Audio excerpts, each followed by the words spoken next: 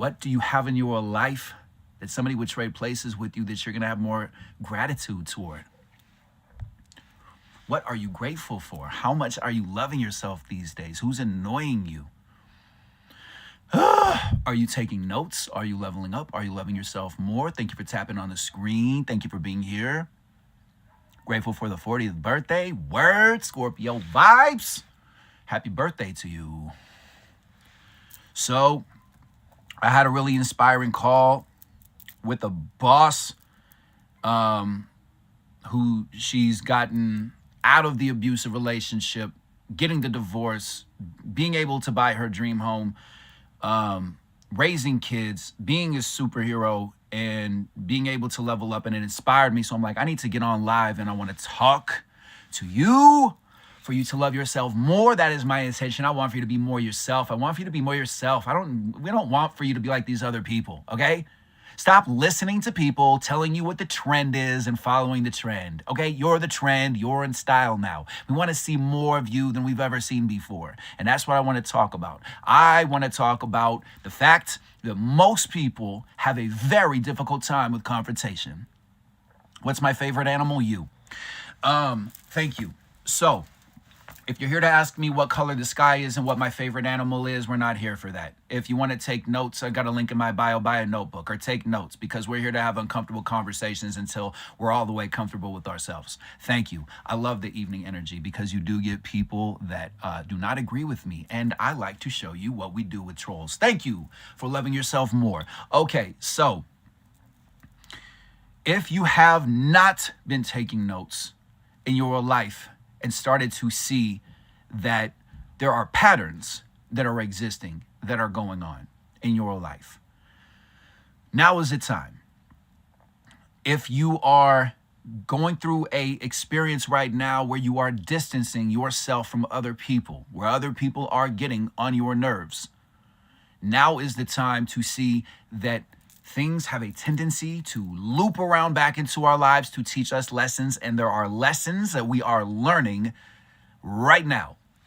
And it's different for all of us. The biggest one that I've seen with people is not feeling like they should speak their voice, not wanting to rock the boat, not wanting to hurt anybody's feelings, or wanting more so feeling like you have to play really small. What else? What else is going on right now? I mean, there's a lot of changes. There's a lot of anxiety showing up today for me. Was wild. And what I realized, because I'm in a relationship with a shaman, okay, is that my mediumship abilities are kicking in more. I'm choosing all of this. I'm choosing this. We all have this ability. Nothing special about it. We all have intuition. There's nothing special about it. Okay. Yo, what's up, Kels? Nice to see you, Broski. Make sure you're following Kels. If you're an introvert, he's an extrovert. You should hang out with more extroverts and find different ways to speak up and to communicate. He's also good people. You should have good people, solid people in your network. And we're real. We're finding you online. That's how it works right now. And we're going to find solutions only. I love that mantra. In fact, it's in my merch bio link. Thank you. Love that. All right. So right now,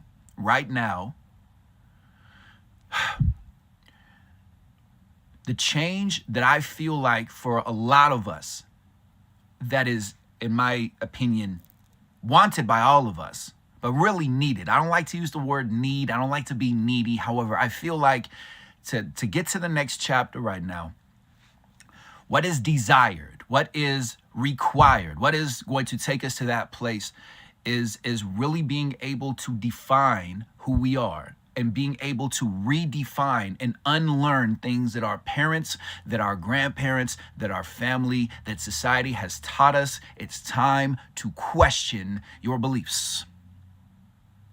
Yes, I am. With another Scorpio at the same time. Can you believe it? So, how do you define yourself? And please don't tell me you don't define yourself, because when you walk outside, when people look at you, if you don't like people looking at you, you are defining yourself. Yo, I'm good, broski. Today was wild, man. Today was an emotional, wild roller coaster, and I realized I wasn't even really, for the most part, feeling my feelings. I was feeling the emotions and the energy of the person who booked time with me today. So it was interesting just to be able to learn that lesson. Very emotional recently, man. Very emotional recently. I actually had a lot of emotional releases, tears, and different things the other day. And I realized it was because I hadn't been around a loving family, been in a loving environment like around the holidays in a long time. So this is a first for me. So, so, so, the darkness. So, how do you define yourself? What are areas? This when I'm talking about confrontation, a really big part of confrontation is confronting yourself and calling yourself out. What's something that you can call yourself out on? Oh, we need to talk about, oh, it is 11:11 tomorrow. Yep. We need to talk about, so no, I will talk to you soon. So stay with me, rock with me right now. Take notes. And if you don't have a notebook, again, I heard this guy named Nicky Scorpio has a notebook in his bio link. You should get it. It's $8.88. It's through Amazon. Love that for us. Thank you. So, what are areas in your life that you are ready to call yourself out on, and how can you own these parts of yourself? And the reason why this is important is because the reason why people are annoying you right now is because there are parts of yourself that you hide from yourself. There are parts of yourself that you deny about yourself. You don't even want to take the time to look at them. And then you expect for everybody else around you to show you love, but you still have blind spots. You still have insecurities about your life. You're still frustrated about parts of yourself. And in fact, some of the people on here never want to talk about anything that's uncomfortable or difficult. If that's you, if you were taught to not talk about uncomfortable things or difficult things, please drop an emoji or say, yes, that's me. Call yourself out. Ring, ring, ring. How are you doing? Okay. Time to make changes, kids. Or not. Stay stuck. Do whatever you want to do. Who am I? What do I know? Everything is in theory. All the rules are made up. Everybody in life is winging it. Call yourself out. Confront parts of yourself that you don't like about yourself. Fall in love with yourself right now. People around you are used to you being non-confrontational. People around you are used to you being insecure. First impression with your new self. Give yourself a first impression with yourself. I just got that right now. I like that. Yo, that's a gem right now. Can I get some gems on the screen right now? Because I drop gems like a clumsy jeweler. And I almost forgot it right there because when I channel, it's just whoosh, it's wild how it works. Give yourself a first impression with yourself. A new first impression. And if you are going to keep on doing that thing, don't think that I didn't see your comment, even though there's 150 other people that are talking, and I'm always doing my best to talk one-on-one. Don't think that I didn't see that slick little comment where you just put yourself down, being passive-aggressive, saying nobody cares about me. Not in style anymore. That's not in style anymore. That's not in style anymore. That's not a true statement. Quite literally, I saw your comment. I'm talking to you. This is me caring. You ignore that because somebody who didn't like themselves told you that you shouldn't care about yourself because you're greedy and selfish if you actually care about yourself. Like, what if you were just an alien, you came down to planet Earth and you had a translator, you could understand me, and you were like, how does life work? And I'm like, well, you never take care of yourself until you've taken care of everybody. You're saying that you would be okay with that? You're saying that you accept that as a rule? You're good with that? Has that been working out for you? Are you happy? Are you content with that as a rule? Are you good? Let's start thinking logically about our life. Are you happy? Are you happy with your life? Can you look yourself in the mirror and know yourself and recognize yourself and love yourself? Nope. So shouldn't we logically start having different perspectives and different ways of thinking because we're not happy and we're starting to realize that we're not happy? Like, wouldn't that make sense? To think differently, to say, I don't like this way of thinking and I want to confront this. I want to confront this ideology that people tell me and society tells me and my mom and my dad told me and my family told me, take care of everybody else, put everybody else first before yourself, and you're realizing nobody's putting you first and you don't feel like you're first? Don't you want to feel like you're first for the first time possibly in your life? Come on. Please. Hey, what's up? Make sure you're following Angel Erica too, by the way. You need to get into shamanism and stop playing games. I'm on fire right now. Thank you. Right? Like, doesn't it make sense to start to take a look, get a piece of paper? I'm telling you, take notes. Use the notes section in your phone for like, I'm not supporting Nicky Scorpio. I hate the fact that he has a cool journal that he graphic designed and he used YouTube. I'm not supporting anything like that. Okay, go ahead, enjoy that. I'm still gonna go to sleep tonight and wake up and keep it pushing. Okay? Solutions only. What are rules that you no longer subscribe to? What are ways of thinking about yourself that you no longer like? If you tell yourself, my voice doesn't matter, nobody likes me, nobody likes what I have to say, done, throw it out, it's trash. Nobody wants to hear that anymore, especially you. Stop it. It's not in style anymore. Thank you for being open, for being vulnerable. You're talking to yourself and you walk outside, and that is your outfit every day. Your outfit that I see you wearing, I don't care about this. Your outfit that you are wearing, there is an energy about you that says, hey, I don't care about myself, so you can manipulate me or just feel pity for me.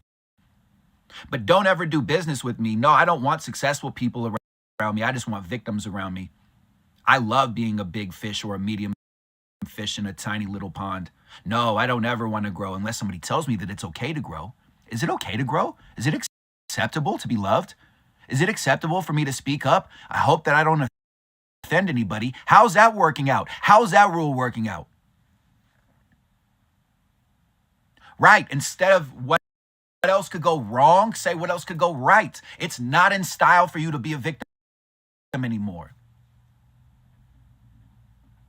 You think I'm just talking generically to everybody. I'm talking to you. Huh? Decalcify, buddy.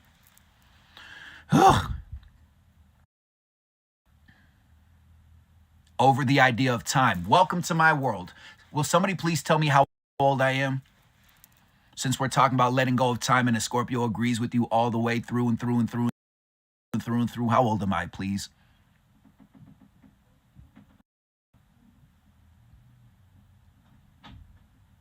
Five.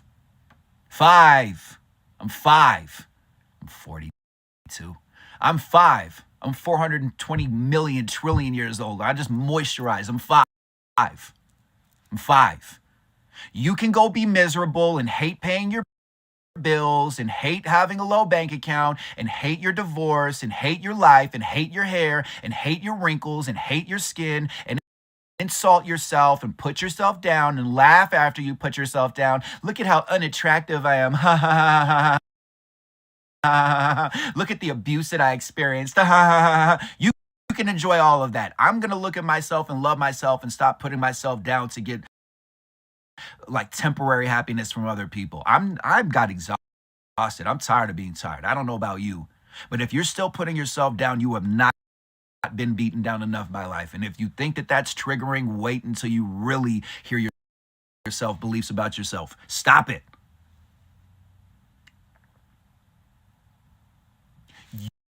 You know what you're doing. You know who you are. You just need to stop it every single time that somebody has an opinion about you and say either, oh my goodness, thank you for validating me, or oh my God, why don't you like me? I'm 5 years old and 10 years old again and traumatized, and my dad's talking to me or my mom's talking to me or my miserable Aunt Janice.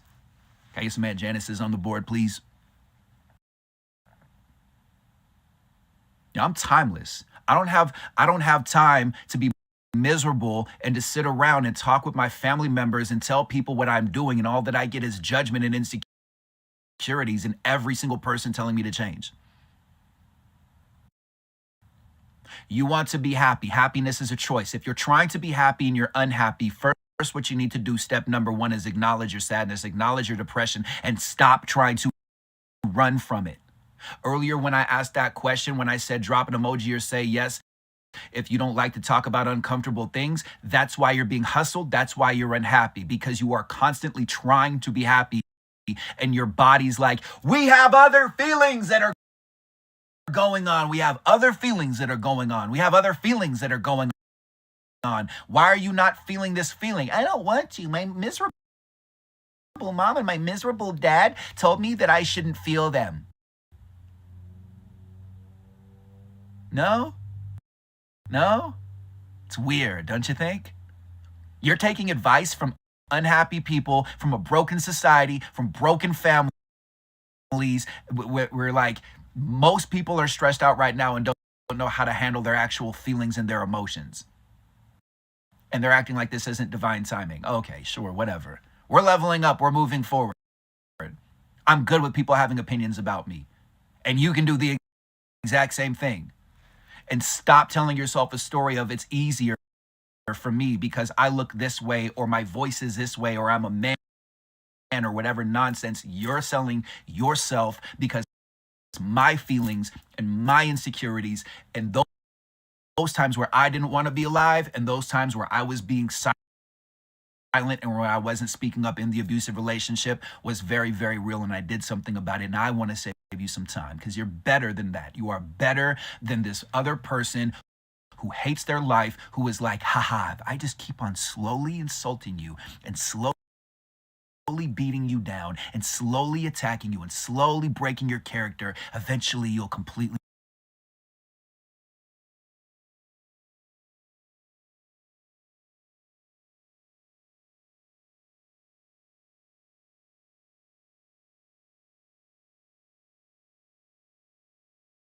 intense. I just got off the call with a woman who went in an abusive, narcissistic relationship and has been dealing with kids that are problematic and is reclaiming her power. I'm on fire. I love to see people win and level up. Please. Big shift, right? There's a big shift going on right now. I feel that too. Very much today and very much yesterday was very emotional. I'm like, what is this?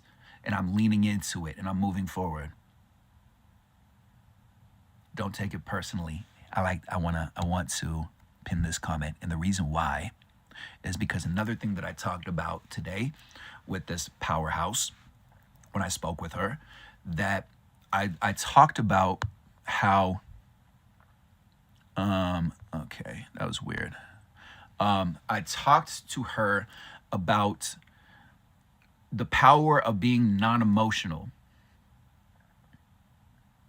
The power of being non-emotional. The power of being non-emotional is time for you to start listening to people and listening to their logic and not being defensive and not being insecure and just listening to them because you've been listening to them over and over and over and over again through your lens of they're stupid, they're wrong, I don't like when they say that, I love them, but I don't like this thing about them, they're annoying me, they're the reason why I'm upset and frustrated. If they would change their act, then I would be better. And we got to stop this immediately. We must stop this way of thinking. There's a different way to do this, kids. There's a different way to do this. Being non-emotional, being non-reactive, right here, right here, right here, right here. Look at this. Look at this. Look at this. Thank you, little eagle. I appreciate you. Thank you. Listen, look at that. That right there. You do not have to react to everybody. Sometimes when you're setting boundaries, you must go outside and just go for a walk and say, I'm triggered, I love you, I gotta go.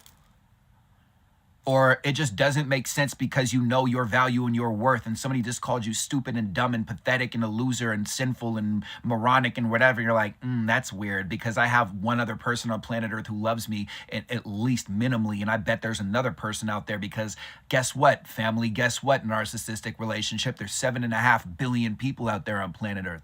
Turn my volume up on your phone to annoy everybody in your family and everybody in your relationship so you get the truth and can get better people around you, because real powerful people do not find problems. We find solutions. Bye, gotta go. There's more people like us in the world. Just make different choices and different selections, and thank you for tapping on the screen so we can take this conversation to the mainstream. Okay?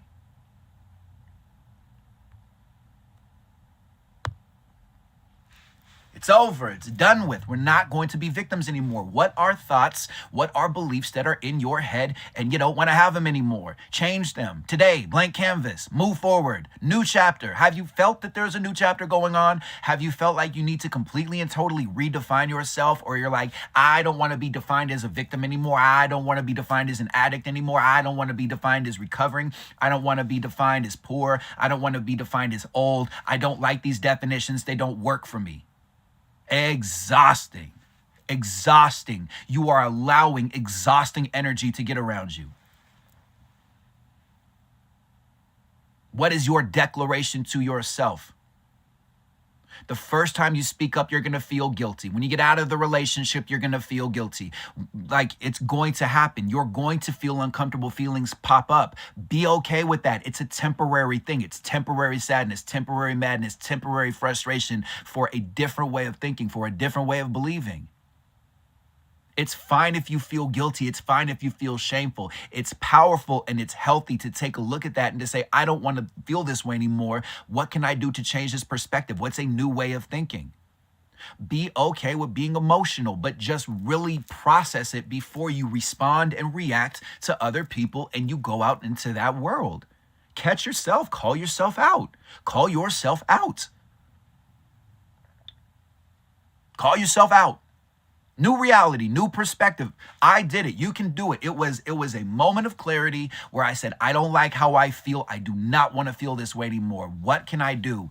What don't I like? What's the one thing? What is the one thing that you don't like about your life? What is the one thing that I don't like?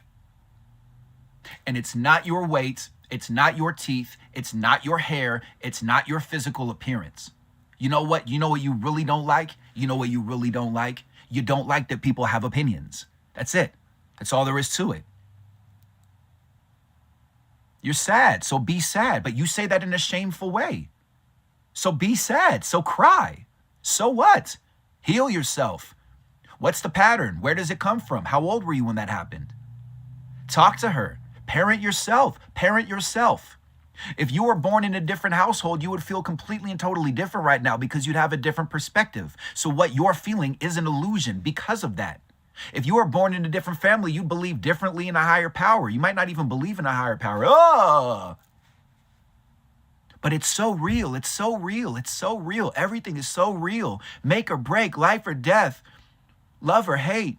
There's no middle ground. There's no in between. There's no other possibility. I'm suffering. My life is hard. Nobody understands me. I'm such a victim. Look at how terrible my life is.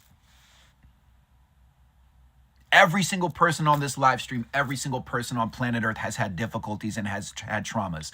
Yours might feel difficult because you're not taking advantage and manipulating people. It might feel difficult because you're not medicating, you're not numbing it down and escaping it. However, all of us deal with it. All of us feel difficult feelings. Remove shame, remove guilt. Period. Or suffer for the rest of your life. Hi, how are you doing? I'm fine. Hi, how are you doing? I'm fine. Hi, how are you doing? I'm fine. Hi, how are you doing? I'm fine. All the way to the grave. No way.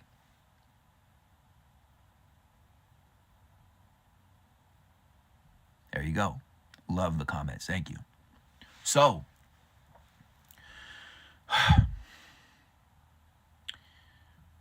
it's really, really, really, really, really apparent to me that we are now going into a new chapter, that we're letting go of definitions and phrases about ourselves and things that we don't like about ourselves. If you feel guilty that you have ended a relationship or that you want to end a relationship, if you feel guilty that you were not there for somebody in your life, if you feel ashamed that you are now focusing on yourself, that's trauma. You're just not used to loving yourself and investing yourself. And it's not a bad thing. It is a different thing. It's not a bad thing. It's a different thing. If you don't want to talk with people, if you do not want to be around other people, why are two different people trying to go live with me at the same time? Declined, and we're turning all that off. If you feel embarrassed about yourself, if you feel insecure about any part about yourself, It is time to develop a new relationship with yourself immediately. There are people in this world right now that are looking for somebody who matches your description, who are better, healthier, more loving, more balanced people than the people around you. The people around you are background actors with opinions, never taking the time to understand who you are. They all want for you to change. Do it my way. I hate critically thinking. Turn me up even louder so all of them can hear me. Good. Get the truth from all of them. Stop playing small. You can be soft-spoken and still be a leader and still be a powerhouse. If you are concerned that you are going to hurt people's feelings, you are never going to know your full potential. Non-playable characters. All of these people in your life who have opinions, not one of them can give you a solution how to actually have happiness long-term, long-lasting. So I don't need opinions anymore. Goodbye, adios, hasta nunca, meaning I'll never see you again.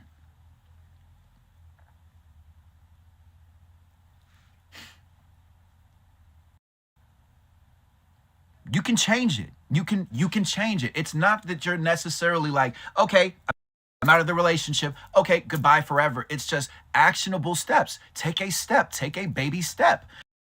And the very first step could be, I'm going to start loving myself and acknowledging myself, and I'm not going to put myself down. And if I fall down, I'm going to pick myself back up. And if I regret the decision that I didn't speak up in that time, I'm going to find a way to go back to that person, and I'm going to speak up, whether it's writing a letter or I'm just going to listen to how they react and watch how they react and look at their patterns from a different lens, because I'm going to find a different way to say what I'm wanting to say, because I think they're going to say this if I say this. And so because I already know that, now I have the upper hand. And so I'm going to get into a healthier relationship with myself and love myself and acknowledge myself. And the more I fall in love with myself, when other people put me down and insult my character, I'm going to say, gee whiz, that doesn't match. I don't like the way that this feels. People who love me don't speak to me this way. Bye. Thank you for the lesson. I love you. You're such a powerful karmic lesson. Thank you. Your whole family might be a karmic lesson. They might all be teachers. They might all want for you to be a leader, and all that they're going to do is drive you crazy. Word, wow, Phoenix, I feel it. Very emotional. Everything is working in your favor right now and being brought up to surface. And if you are somebody who does not like to look at uncomfortable things, you are going to suffer yourself. You want to know the difference between the two of us? Because I was right there. I realized if I lean into uncomfortable moments and experiences, I don't ever have to suffer or struggle again. Ever. I can be around anybody. I can have somebody screaming in my face telling me I'm an abomination because I have a lesbian mother and a gay father who died of AIDS. I can be in front of somebody who hates my guts and not match their chaotic energy. Work, devotion, like Shaman Durek says, devotion. It's not work, it's devotion.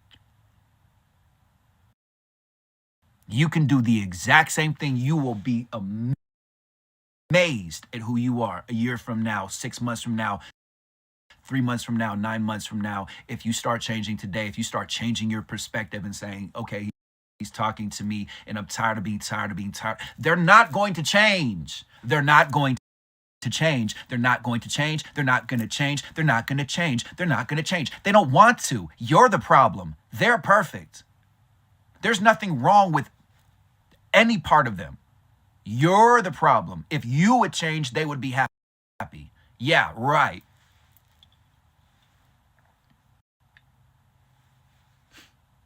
There are such better people outside of these people around you. Some people right now who are watching this are thriving and are doing very, very well and are very well off right now. And it would help me if you would just reaffirm what I'm saying, that it gets better and it gets better and it gets. Society has brainwashed you and programmed you to think that you are a victim, that you should play small, never rock the boat, don't ever hurt anybody's feelings. Everybody is stressed out right now, and you're still going to say, hi, how are you doing? I'm fine.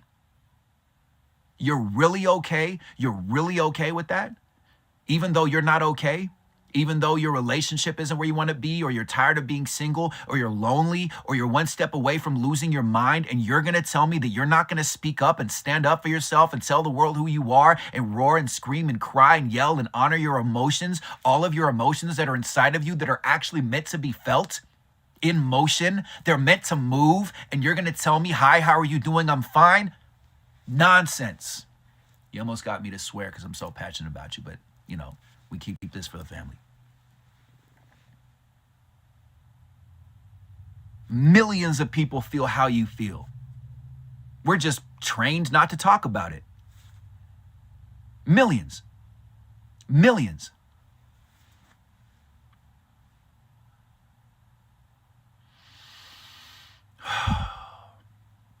Hey, thank you, Adriana. Nice to see you.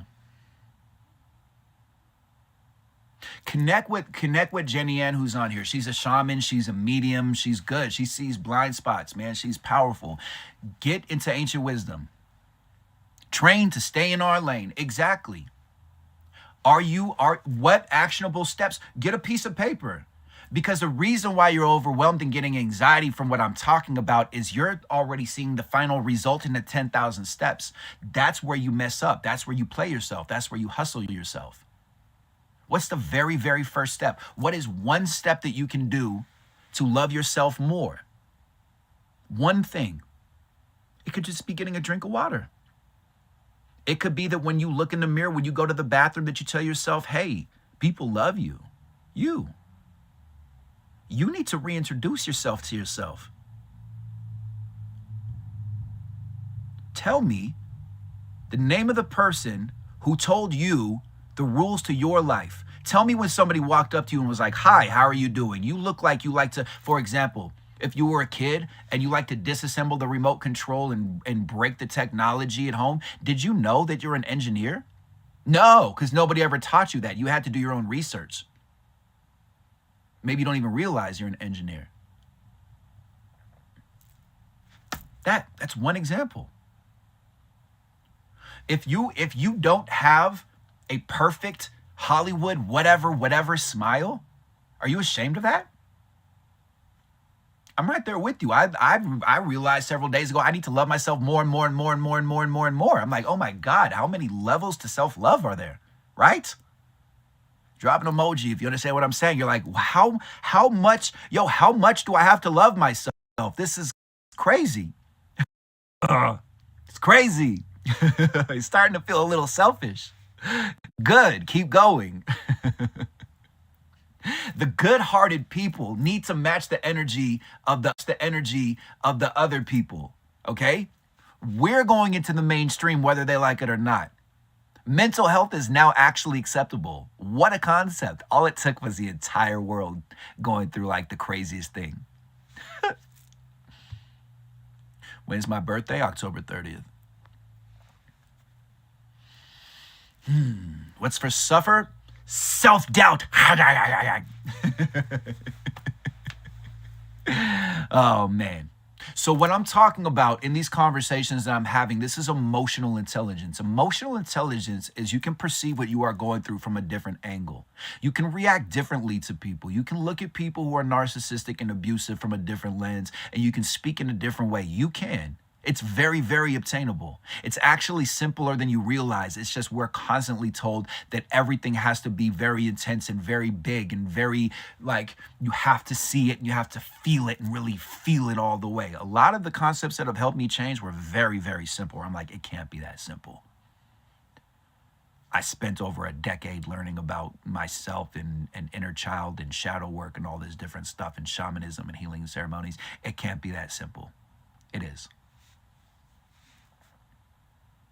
Triggers or insecurities? Very simple. You're either insecure or you're secure. If somebody tells you that the sky is purple, are you going to fight them and fight them and fight them and fight them? If they're a stranger, are you going to say, okay, this person needs medicine, or like they're out of their mind, or they're having like, maybe they're on like some weird animal quest or something like that, or maybe they're on like a shamanic journey, or maybe they're just color indifferent or whatever. Like, I know the sky is blue. I'm not going to sit over here and drain all my energy. In that same way, if somebody tells you that you're stupid or you're ugly, or if you feel like people are judging you and you're putting yourself down, you're either insecure or you are secure. If you're angry, you're insecure. And the reason why that's powerful is because once you understand that you're just insecure just because, and there's no rules and everything is made up on planet Earth and everybody's winging it, you'll realize logically, if you actually listen to what I'm saying, you'll realize it logically doesn't make sense to be upset about your physical appearance and how you physically look, because everything is made up. And you accept those rules. Why do you think that there's a trend on TikTok, for example? Let's keep it local. Do you know the only reason why there's a trend is because somebody did something and nobody else had done it on here? And then somebody else is like, I like that, and somebody else liked that? Do you know the only reason why those people liked that thing was because they saw the amount of views and the amount of likes? Do you know scientifically it's proven what it takes to make something successful is for other people to see that it has success?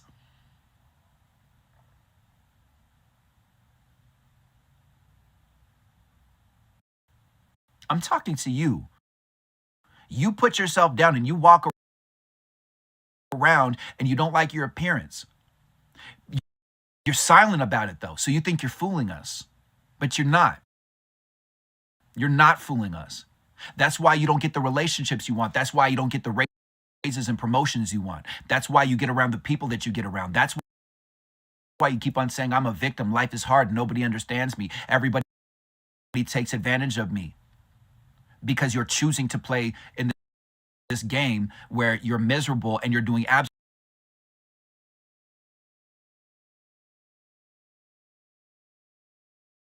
That's all. Please. I was a professional telling the saddest story in the world. Now I can still tell my story, but it doesn't carry the weight that it carried. What's up, Natalia? Nice to see you.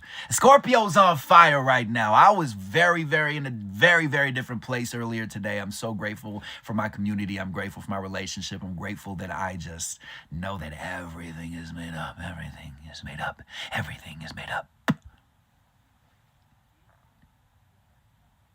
Everything. Triggers are insecurities. What's the new move when you are insecure and triggered? Guess what you do? My friend Shaman Durek, I called him up when I was in the abusive relationship. And I was like, Shaman Durek, I don't even want to call you because I feel like this is going to change our relationship and I have a lot of respect for you, but I know you do this and you're good at it and I'm going to lose my mind. I'm going to throw my cell phone out of this window, out of the 11th floor in my New York City apartment. I'm going to throw it away and I'm just going to take off into the sky and I'm going to leave planet Earth. I'm losing my mind. I have tried every single approach. I have tried therapy. I have tried couples therapy. I have tried shamanic ceremonies. I've tried yoga. I've tried everything except for whatever is meant to move me forward in this path. And every single time that I try talking to this person, they say, I don't have time for this. I don't have time for that. I can't hear you right now. I don't have time for this. We're not going to talk about this right now. Nope, don't talk to me about that. That's not classy. No, that's not moisturized. That's not attractive. Don't do that to me. Don't do that to me. I don't want to hear about that. And I'm going to lose my mind because I have tried and she's not hearing. And he said, you need to thank her for triggering you. And go into another room and figure out what age that comes from and heal it and thank her. Wow. How dare you give me so much truth?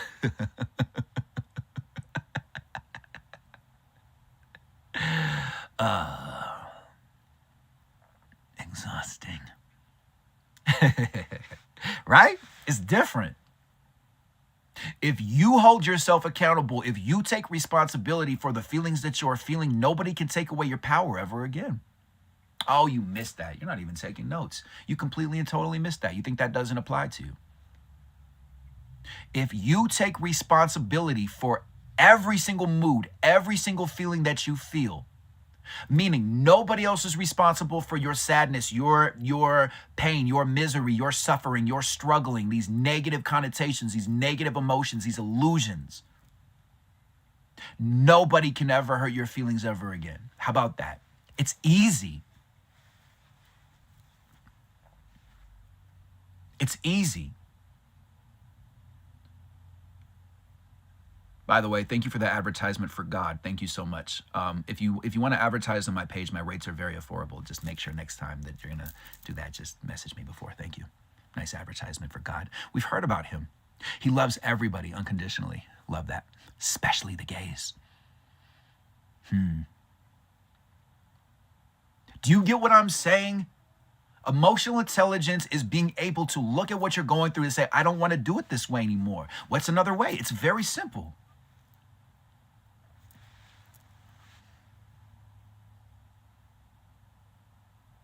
Yo, what's up, Flo? Nice to see you, broski. I got jokes, man. I know God's free. Thank you. I'm just cracking jokes. Don't take life so seriously. Don't tell me what to do. Everything is made up on this planet, and everybody's telling you what to do. Yeah. I'm fascinated. I mean, I am fascinated when people come onto the live stream and I'm talking to somebody. I'm saying, yo, pick yourself up. This is from the conversation of spirituality, right? And you go onto my page. I'm not, no attacks. I'm saying I'm fascinated. I'm interested. That I'm on a live stream and I'm talking to people, and then I get a comment from somebody saying, try Jesus or try God. And I wonder what your life would be if you didn't walk around telling other people how to spiritually and religiously believe. I get that it feels really exciting for you, right? I get that. But I look at how people do things on the micro side, and I realize they do that on the macro side. You distract yourself from yourself. You self-sabotage.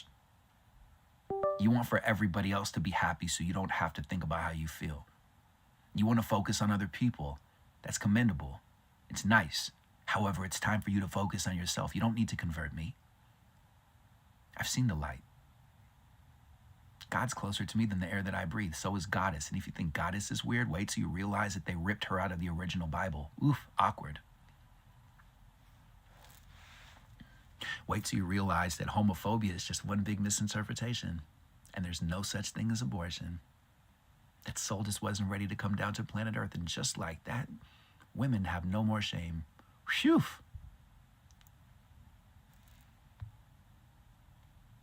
Thank you, soul. Thank you. I appreciate you. We're not doing this anymore. We're not going to distract ourselves anymore.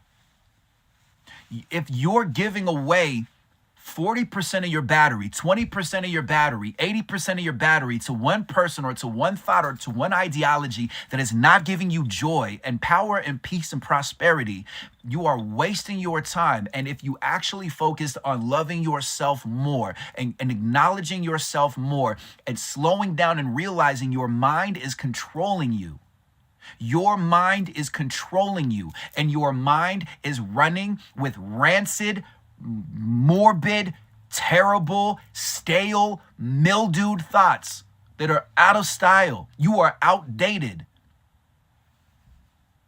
You are not thinking your own thoughts most of the time.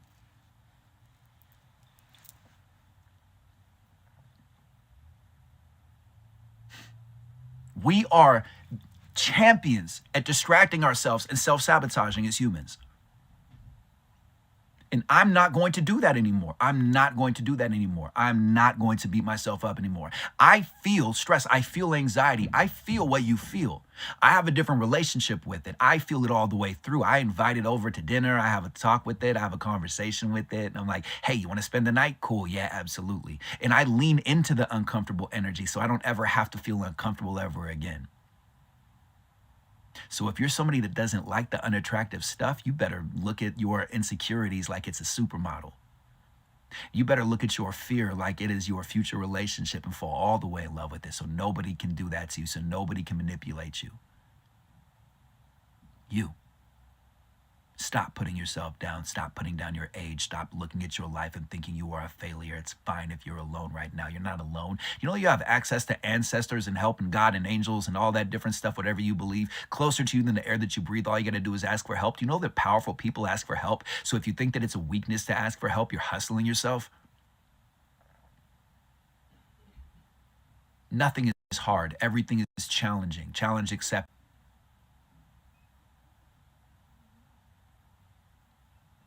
Every single problem, there is a solution. Every single problem, there is a solution. I dare you. Challenge me. Tell me a problem. It's easy. I just want for you to realize that you have lost your way, and you've lost your way because other people that were insecure said one thing to you and you created a belief. And if you can actually take a piece of paper or get a journal, again, Nikki Scorpio, this random guy, Nikki Scorpio, the introvert that speaks up, he has a notebook. Or you can go to the dollar store. Mine's $8.88. I don't like to hide information. I'll give you all the answers. I'll do it for free and I'll do it for a fee. I would rather do it for a fee, but I'd rather do it for free. Either way, I'm going to give it to you and we're going to level up and we're going to move forward. And if you don't like me, I'm not for you. There's 7.5 billion people out there. If you're triggered and you're annoyed and you don't want to change it, then scroll away. I'm not in style in your world. I'm good with that. You know why people don't like this energy from somebody who wasn't secure before, from somebody who wasn't this way before? You know why people don't like this kind of energy? You know why people get annoyed by this kind of energy? Because for the first time in my life, baby, after 38 years of being on planet Earth, I actually know what I'm doing for the first time in my life, and every choice I make is the right one. And people don't like to look at somebody who knows who they are, because everybody wants for you to change so that they don't have to take responsibility for who they are. How about that? How dare you know who you are? And I'm not divisive. I'm love. I don't think I'm better than anybody. I will never put somebody down who wants to be a better person. I will never judge your physical appearance. Try me. It is time to change, kids. Big change is coming up. There's the horn honk, but it's a dog. You're still trying to figure out who you are, so is everybody else. But why are you ashamed of that? That's the illusion. That's the hustle. That's the hustle. That's the biggest lie, is that other people think they have life figured out. No. COVID is proof of that. The lockdown was proof of that. Everybody knew what they were doing, and all of a sudden we have to go inside. You can feel however you want to feel about it, but everybody knew what they were doing until they were told otherwise, and everybody had to change. And all of a sudden, people who were looked down on society, like the people that are like minimum wage workers and delivery people, at least in Manhattan, they were superheroes. Human beings are clowns, man. I swear, nothing makes sense on this planet, and we just keep on living in this way. It's exhausting, and I don't want to be exhausted. And if I'm going to be exhausted, I'm going to choose it. I'm going to lie down in this lovely bed that I'm sitting on right now talking with you. I'm going to be like, I'm going to fall for that trap.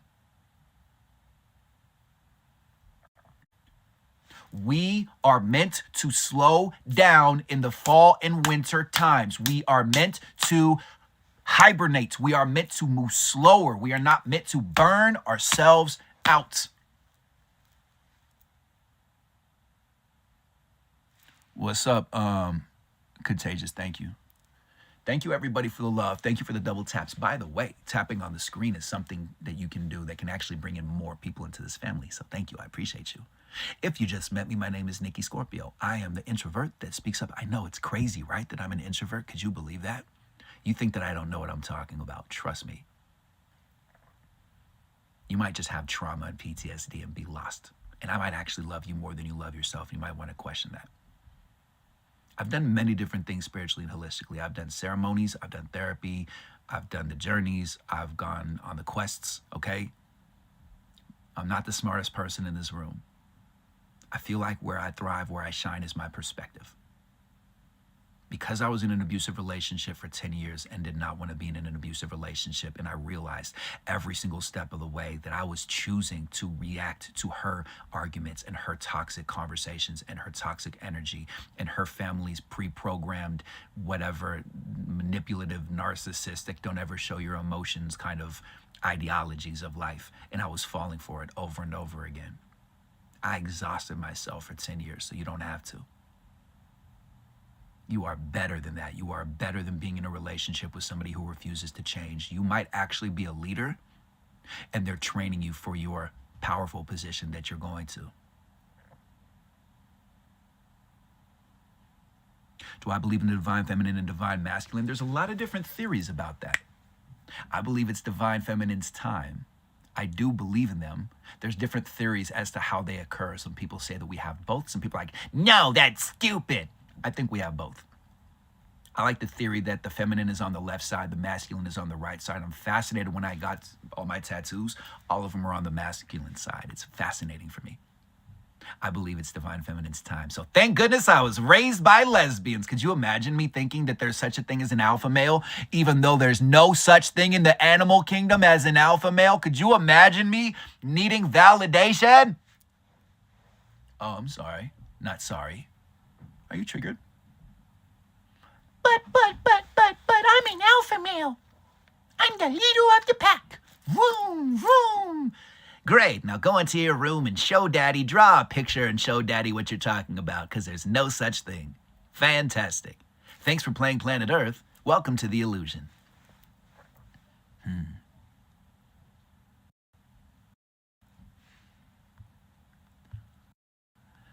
How do you stop getting triggered by toxic treatment towards you? How do you stop getting triggered by toxic treatment towards you? You set boundaries. You set boundaries. By the way, did you know that Nikki Scorpio has an ebook on his profile link that's called The Power of Setting Boundaries? After 10 years in an abusive relationship, he has it released. And after you purchase it, if you have any questions, you can direct message him and he'll even talk to you free of charge. Tap the link in the bio that says The Power of Setting Boundaries. Thank you. That was a commercial. Okay. So before you get around other people, happens today is going to take me to the place where I want to go, regardless of how I feel. This is you thinking long term. This is you now convincing yourself you have confidence. This is you now telling yourself, I know what I'm doing. Congratulations. So you own it. You lean into it. Then when you get around other people who put you down, you go for a walk. You go outside. You go into another room. You figure out where that trigger comes from, how old you were, and you heal it. And you thank them. Like I just said earlier, Shaman Dirk told me that. D-U-R-E-K. You take responsibility for yourself. You stop looking for validation from other people. You speak up for yourself. You say, hey, people who love me don't speak to me this way. Hey, did you know that there's truth in every joke? So moving forward, I don't want to be at the end of your joke because I don't find anything about my life funny. I love myself. You speak with conviction. You own who you are. And you say it from the depths of your soul. And you say it, when you say it, you don't have 0.0001% of a thought of, I hope they like what I say, because you've lost. You speak with conviction. You live with conviction. You own who you are.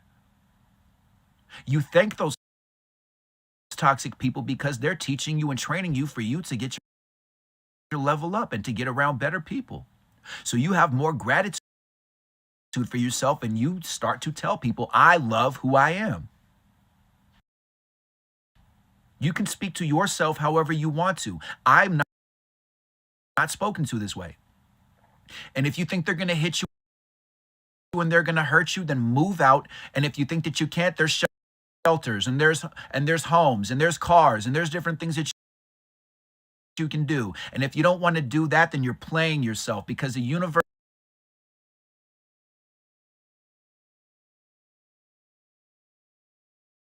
telling you that you can save yourself. That's why we have to let go of age, because how are you going to stand a chance why even start if it's going to take too long? Give up now. You know what I'm saying? Like, why even be on this live stream? It's a waste of time. Or is it? I think it's not. I think it's powerful. I think time is an illusion and time is a hustle. It's not all of a sudden tomorrow you turn around and everything makes sense. It's you start to speak to yourself in a different way and change your perspective on things. And then you slow. This is why you slow down. I talked about this the other day on a live stream. The reason why you slow down is so that you can actually see how much your brain controls you and how you don't stand a chance to be happy. Yes, absolutely. You are never going to have a happy relationship if somebody around you does not solve problems. They're not happy. They probably don't even think that they deserve happiness that you want to have. They probably think that happiness is cheesy and corny, and authentic people struggle and suffer. You're around people that have limited beliefs that they don't communicate because they're completely and totally unaware. It's called cognitive dissonance. Cognitive dissonance. Dissonance. Cognitive dissonance is their belief is so strong that even if you gave them the PDF file, the PowerPoint presentation, testimonials, and all the proof, they still say, nope, that's stupid, that's dumb, I don't like that. Because I like to be told what to do, and you don't match my belief system. I don't relate to you, so I don't listen to you.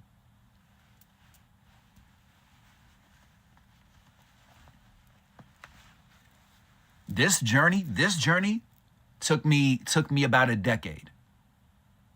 The choice to love yourself, the choice to sit down and actually get a piece of paper and actually do this right now and say, how do I define myself? How have I defined myself? And what is my new definition for who I am? How do I react to stress? How do I react to negativity? How do I react to judgment moving forward? What is my belief? Why am I doing what I'm doing? Which is actually number one. Why am I alive? Why am I doing what I'm doing? I don't have to know where I'm going.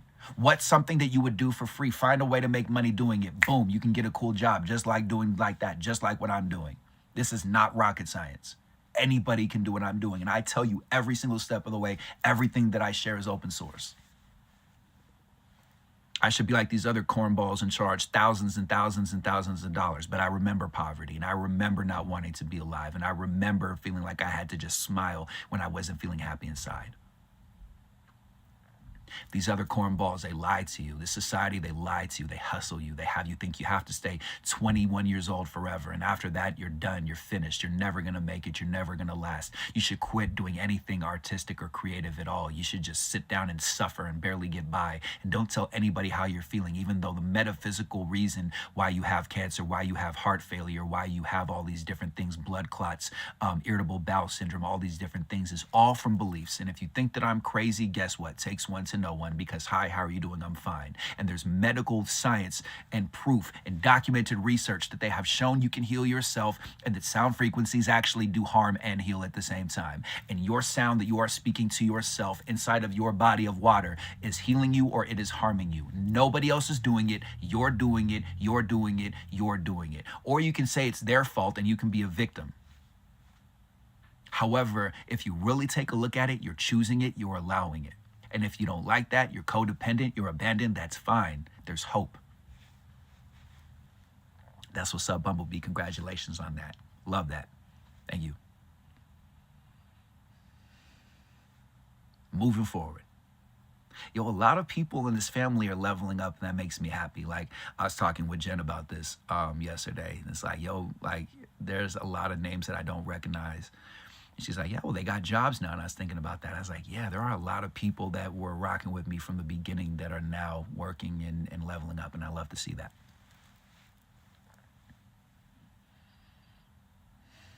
Word. Thank you, Flo. See, this is not a paid actor. This is Garrett right there. I was living with him in North Carolina and his dad. Great people. Amazing people. Some of the best people. Ashley, who's on here. Same thing. Met her in Minnesota. One of the nicest people, kindest people, coolest people. I'm like, where was this friend when I was in high school? Where was this friend when I was like not wanting to be around and not wanting to be alive? The people that are in these live streams are some of the nicest, kindest people you could ever imagine. Word, victim mode to creator mode. That's dope. Redefine who you are. For real, just get a piece of paper. Stop saying you're going to do it later. Just do it. Just do a free write. How are you going to redefine yourself? What's your new definition? Think about it.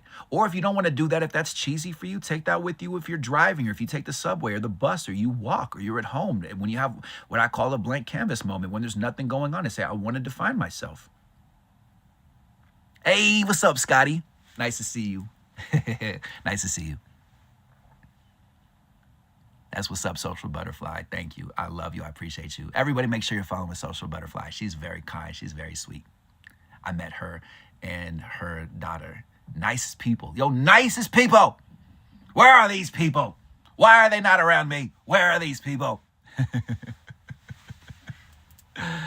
Man. Hey, that's what's up, Bumblebee. See, people are leveling up. The system works, man. The system works. There's hope for you. It's a process. It's momentum. And the reason why I'm so passionate about this is because you are not aware of the facts of how powerful momentum is. And when you listen to other people and you second guess yourself, you lose your momentum and you fall back down the hill. You got to pick yourself back up again. And the person that you could have connected with, if you didn't take that person's words seriously, would have been that level up for you. But you're not missing out. So don't do that fear of missing out thing. The universe doesn't work that way. Thank you for that compliment. Thank you. It's slow for a while and you feel crazy for a while. Hey, thank you. Thank you. All of us right now feel uncertain. Every single person, when you pass at work, your boss, all of these companies, Elon Musk, better people around you. God, I'm so glad that I have good people around me. I'd rather be alone. I'd rather be alone than be around people who are just telling me what I want to hear and not calling me out, man. Woof. Bonkers. Man. How are you going to be spiritually unbreakable? How are you going to know your power? How are you going to be able to tap in and get better relationships when you have people around you that are walking around being victims and you're thinking that you have to take care of all of these people? I got you. Let me see. Where's your username? Boom, boom, boom, boom, boom, boom. There he is. Garrett, I sent you the request. What's up? Yo, Yeah, what's up? can you go camera mode or not? Oh, there Yeah, he is.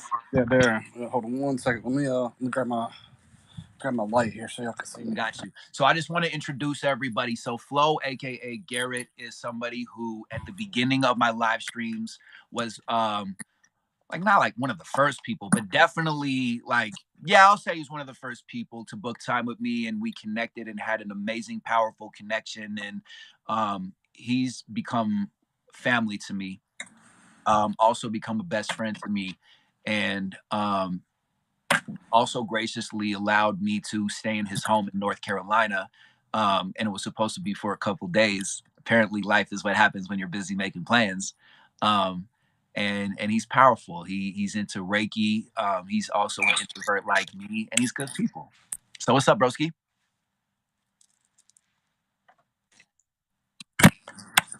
Hold on 1 second. Got you. Take your time. So Yeah, man. I'm getting my I just wanted family. to Well, say, go ahead. can you hear me now? Yeah, you're good. Yeah. You were saying, like with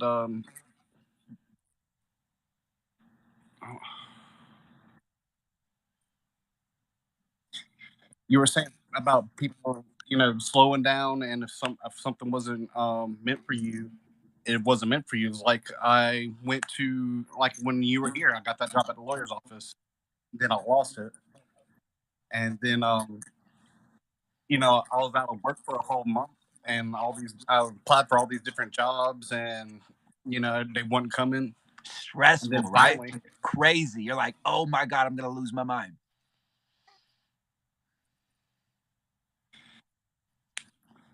wasn't coming through for me, and there's like a super echo. I'm gonna hop off and Hop hop back off and on. hop back on. I got you.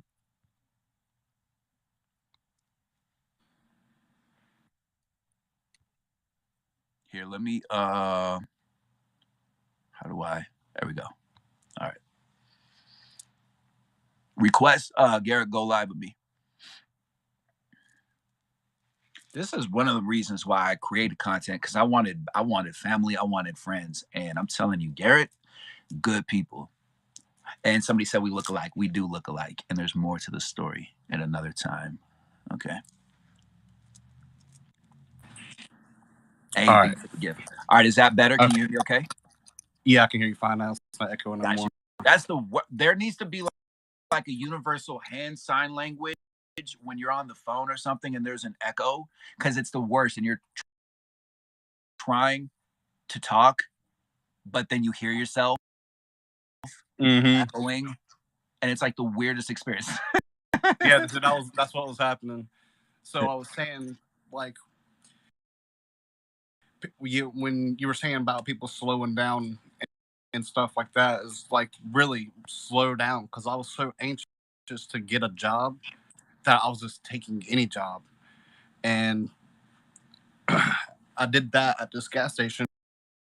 I wasn't making the money. I was, literally making more money on unemployment than I was with taking a job. So, don't always snap to something just because they offered it to you. Go for what's best for you.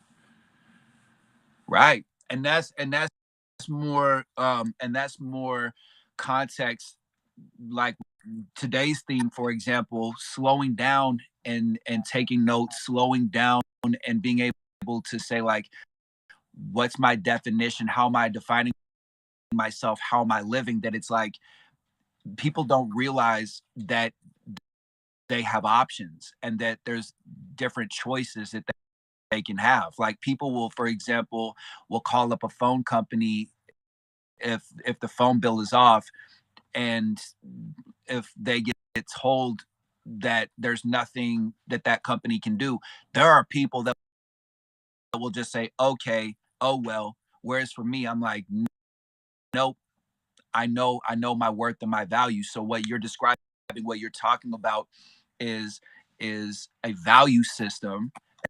And especially if we grew up in poverty, that we're not used to valuing ourselves, that what you're saying is, what you're realizing is that you're not desperate, that when we take whatever, that it's from a place of I have to have it, I'm desperate.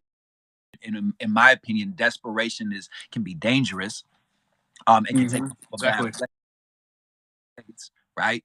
And so what you're and now what you're aware is that if you have, and when you have patience, that you can, I mean, even for what I'll say is, I'll shift a little bit too, though. Like, I think yes, you could have slowed down and not taken those jobs. However, I feel like when you do just go out there into the world and say, okay, God, okay, life, okay, universe, like, I just want to get a job, like, I'm just gonna go for it. I don't really know what I'm doing, but I'm winging it. And also at the same time, that you're like, nah, this isn't it for me. Like, that's you stepping into the unknown. And I feel like that's where we get blessed, because we're putting out the energy, we're putting out Right. the vibration of, I want more, there's more for me, and I don't want to be stuck in this moment. So, you know, I commend you. And if anything, what I would say, and then let me know your thoughts, is like,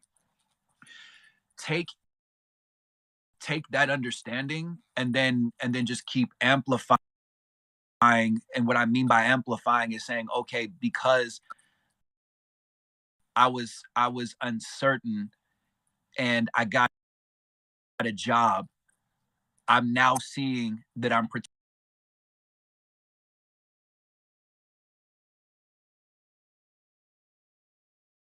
job goes to job, I'm gonna have the right opportunity, everything's working in my favor. And you make that even more, like, you just keep on amplifying that and staying in that and knowing that, and taking that with you. Right. And it's just like, Your audio cut out a little bit. Say again. Hold on. You hear me? Yeah. Okay. All right. So yeah. So for example, like I was. Hold on. Hold on. You hear me now? Yeah. Okay. So I was trying to jump into this job at Corning, which I found out Corning takes months to contact you. So thinking that I was gonna get this job that paid well. I'm echoing again. Oh man. All right. How about maybe it's your Bluetooth or something like that, or Wi-Fi or something. All right, give me 1 second. I got you. And even right now, while this is happening, that get be okay with uncomfortable moments. This is a teachable moment right now. Be okay. Like, should I say I'm missing out because people have short attention spans and they're disconnecting? No, because the real ones are rocking and have patience. So there's always an opportunity to learn and to grow. Be good with the uncomfortable energy. Be good with inconsistency. All right. Okay, so I was saying, like, thought I was gonna get this. Corning's a really good company to work for, so I thought I was gonna get this job because they needed people.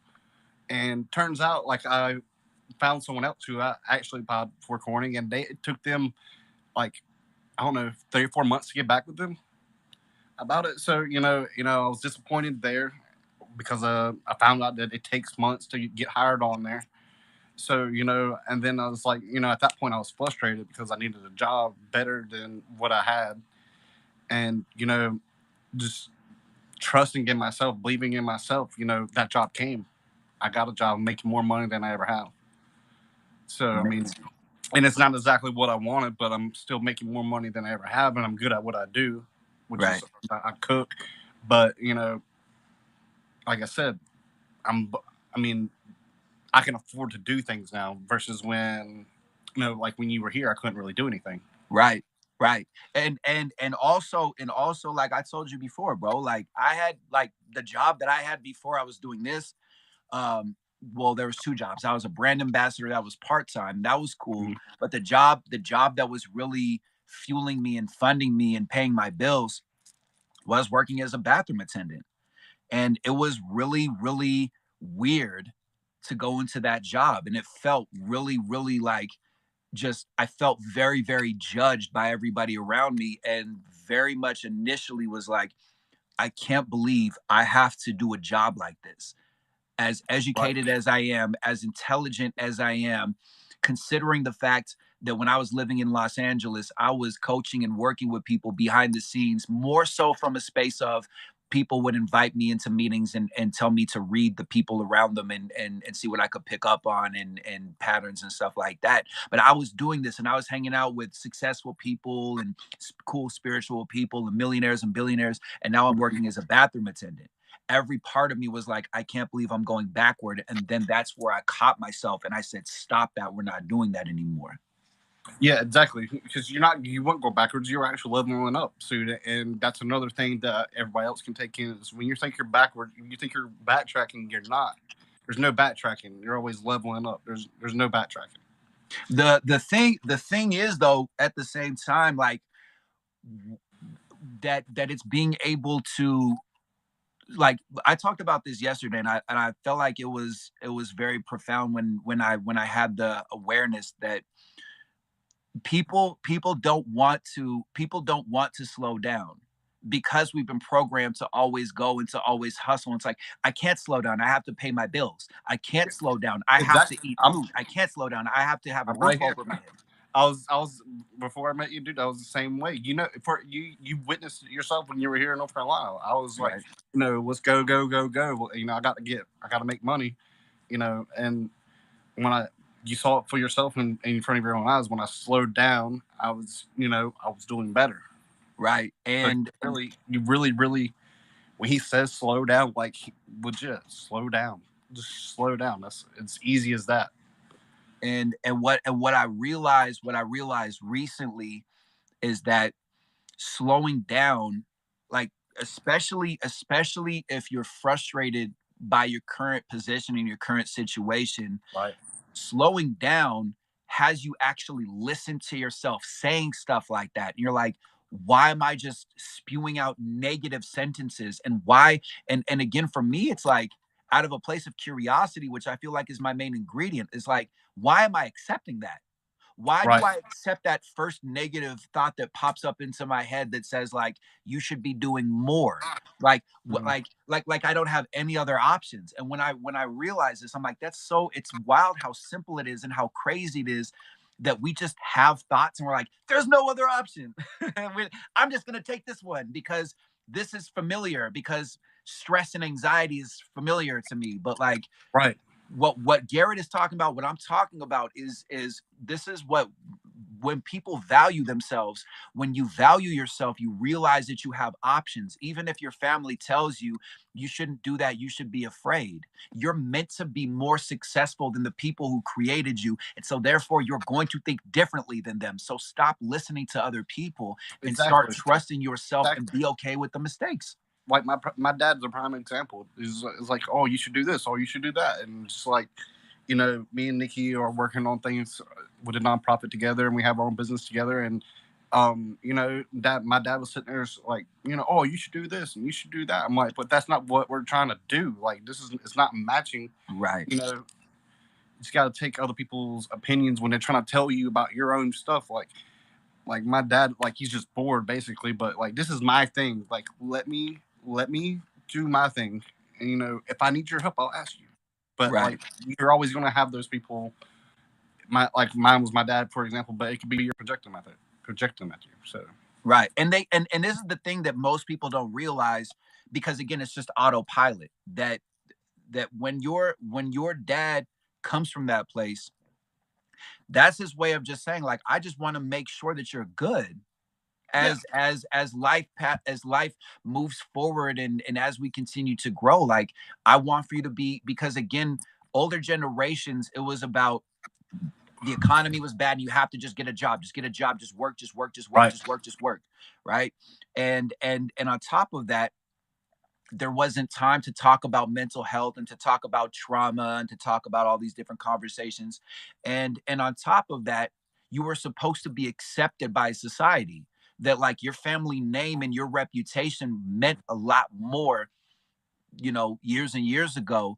And so when people are speaking, although it's with good intention, all of that conversation comes across as fear, where that person is saying like, I just want for you to be loved and to be safe and to be accepted right, by society. And so that's where I realized it's on me to communicate that to my parents. It's on me to communicate that to other people who aren't raised, because this is the thing. It's not that people are narcissistic. That's a word that helps people understand. They just mhm, don't know how to express their emotions because they weren't taught that way. exactly, So that's the only way that they know how to say, I love you and I care about you. Please be accepted by society. So that's where you go back to them when they give you that advice and when they put fear in your mind to say, hey, I really, really, really, really appreciate how much you love me and how much you care about me. right, I love making my decisions. I love my choices. I don't need advice anymore. I do not need people telling me if I'm doing the right thing or the wrong thing, because you raised me to know the difference between right and wrong. And I'm really smart. And I'm finding that I do better when I follow my intuition, because when I listen to everybody else, I second guess myself and I doubt myself. And thank you for understanding that. yeah. And see, after I had that conversation with my dad, like we have a better relationship now. Where there was a lot of anger between me and him, and there's not anymore, and we're good. We're good. Word. And it's So, it's wild. It's wild how um simple that it can be when you realize that's why communication, that's why I'm talking to people to say to get the truth right now, because you'll realize that when you communicate, for example, if anybody who's watching right now has family or a relationship or other people that they're living with, that when you say things in your conversation before it gets argumentative, if you say things like, hey, my intention with this conversation is blah blah blah blah blah, is for us to have a better connection, is for us to have more love, is for us to be a better family. And if you say things like, hey, when I did that thing, or hey, when you said that, where did your mind go to? Like, what was the thought? What were you thinking? Yeah, and When also like let them how it made you. If they say something to you and it made you feel some type of way, let them know, hey, when you said this is where my mind went to, right, and this is how I feel about right. how I feel when you said that. And it's weird at first, right? Like it's Yeah, challenging at first. and it's not easy. Like it's still challenging for me, and I've been doing this for a while. It's it's challenging to do it now, but you got Right. to remember to do it and set your attention when you're having these conversations with people.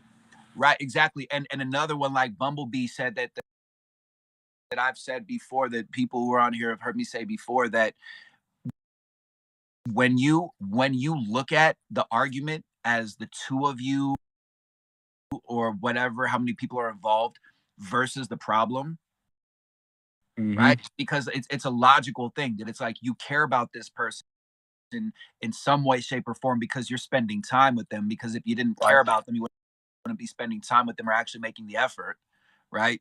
So there is some kind of connection, there is some kind of love, and there is a problem.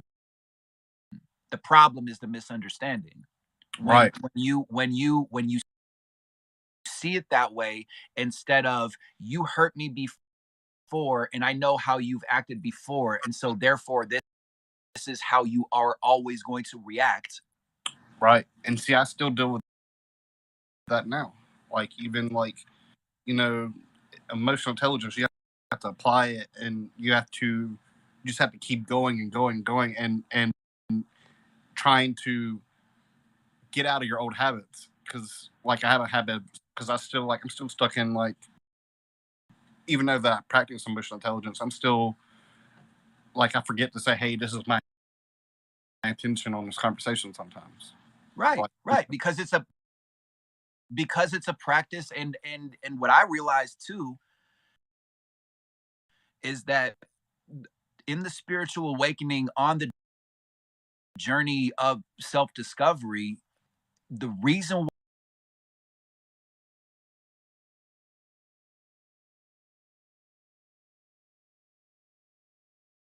get a different way. So that's where, again, for me, what helped me is just going back to childhood, going back to resilience, going back to before other people put rules and guidelines and brainwashing and programming into my life, to say, I want to be able to be clumsy. Like, I want to be able to fall. Like, yo, in my last relationship, like, I didn't even have room to make mistakes and to be clumsy and to like try different approaches in our relationship, because there right. was so much perfectionism. Like, I want, like, as somebody in the human design site, look up your human design type. If you don't know what that is, go online, look it up. Okay. I just share the information. But for somebody who's a manifesting generator, I do better when I have people around me who celebrate me as I am. I don't have ADHD. I can create excitement. I'm really good at seeing opportunity and seeing something and being able to tell other people, like, yo, this is it, and do it this way. When I have people around me who are like, I like your weirdness, I like that you're eccentric, and yeah, you talk a little bit, however, we can find a solution and we're going to work on it, and this is all of Exactly. us in this together. That's Mm-hmm. where I we would can say, hey, create. I'm a person generator myself, so like I get Word. it. So And that's where, and that's where we can create powerful things. And again, powerful things take time. Like, it requires patience. Like what do they say, Rome wasn't built in a day, right? So that's where what I realized is, I have somebody, and I'm in this relationship with somebody who's a projector. And so a movie projector only does what a movie projector sees, like when the film is rolling. So exactly. when this person is stressed out and when they're frustrated, all the rest of the world feels their frustration in the same way. When they're feeling joy and gratitude, everybody feels it. It's multiplied, it's magnified, it's amplified, right? So when I'm over here in a relationship with somebody whose parents were traumatized and they didn't go to therapy and they didn't process their emotions, and so in their mind, everything that isn't known is fear, fear, fear, scary, scary, scary. And they raise children to also have those beliefs and those ideologies, that's challenging to escape. Even if you are a brilliant person, that you still have that programming in your subconscious mind. So I'm stepping into the unknown, but the unknown is scary. So in that relationship, I didn't stand a chance. That's why I believe in communication. That's why I believe in emotional intelligence and being able to check in and to say, like, I don't feel happy and I'm not seeing that this person is going in the direction where I'm going. And I'm not going to sit here thinking, that I have to see this relationship all the way through and struggle and struggle and struggle. That, I just realized at the end of the day, like, we're going in different places and we have different Oh, intentions. hold on 1 second. I see someone said, "I want someone to celebrate me instead of put me down." You gotta celebrate yourself. That you Word, can't wait for someone to celebrate you. You gotta celebrate. You gotta love yourself and celebrate yourself. You know, word. don't wait on someone else to celebrate you. You gotta love yourself and celebrate yourself. Pick yourself up. You Big know, time. and if you're doing new practices and you mess up, say you're practicing something new, spirituality, and you mess up that day. Don't worry about it. Tell yourself you do better tomorrow. You do better The, next time. Pick yourself to back. to your point, the only reason why people are on here is because I have the courage to get in front of what, 112 people or 112 million people for that matter, and 100 early. bare my soul. I jumped on, so I mean, there's 200 people in there earlier. Like that, right? Exactly. That's me saying my words matter, my words count, my words have meaning, my words have impact. I choose to believe that. And again, and you of all people know, I get people who don't like me on here. I get people that hate me. I get people that think that I'm stupid and I'm dumb and I'm the biggest scumbag on planet Earth. Like, Mm-hmm. I can't give that attention when I have 114 people who are watching me and one person who doesn't like me. Like, I mean, you could tell people about when I was with you in North Carolina, like the level of confidence and peace and power that I had to tap into with the roommate when there Yeah, was the roommate situation. Like, that was nuts. But it like was powerful though. I learned something from it. I mean, like even with what Nikki's talking about when he was down here in North Carolina, the roommate that my dad had, Nikki was staying at my dad's house. I had my own place with my partner, and so I didn't deal with everything that he was dealing with. But there's a reason why, I didn't stay at my house, and Nikki found out firsthand why, because of the toxic energy that was always constantly there. I didn't want to be there. So I mean, and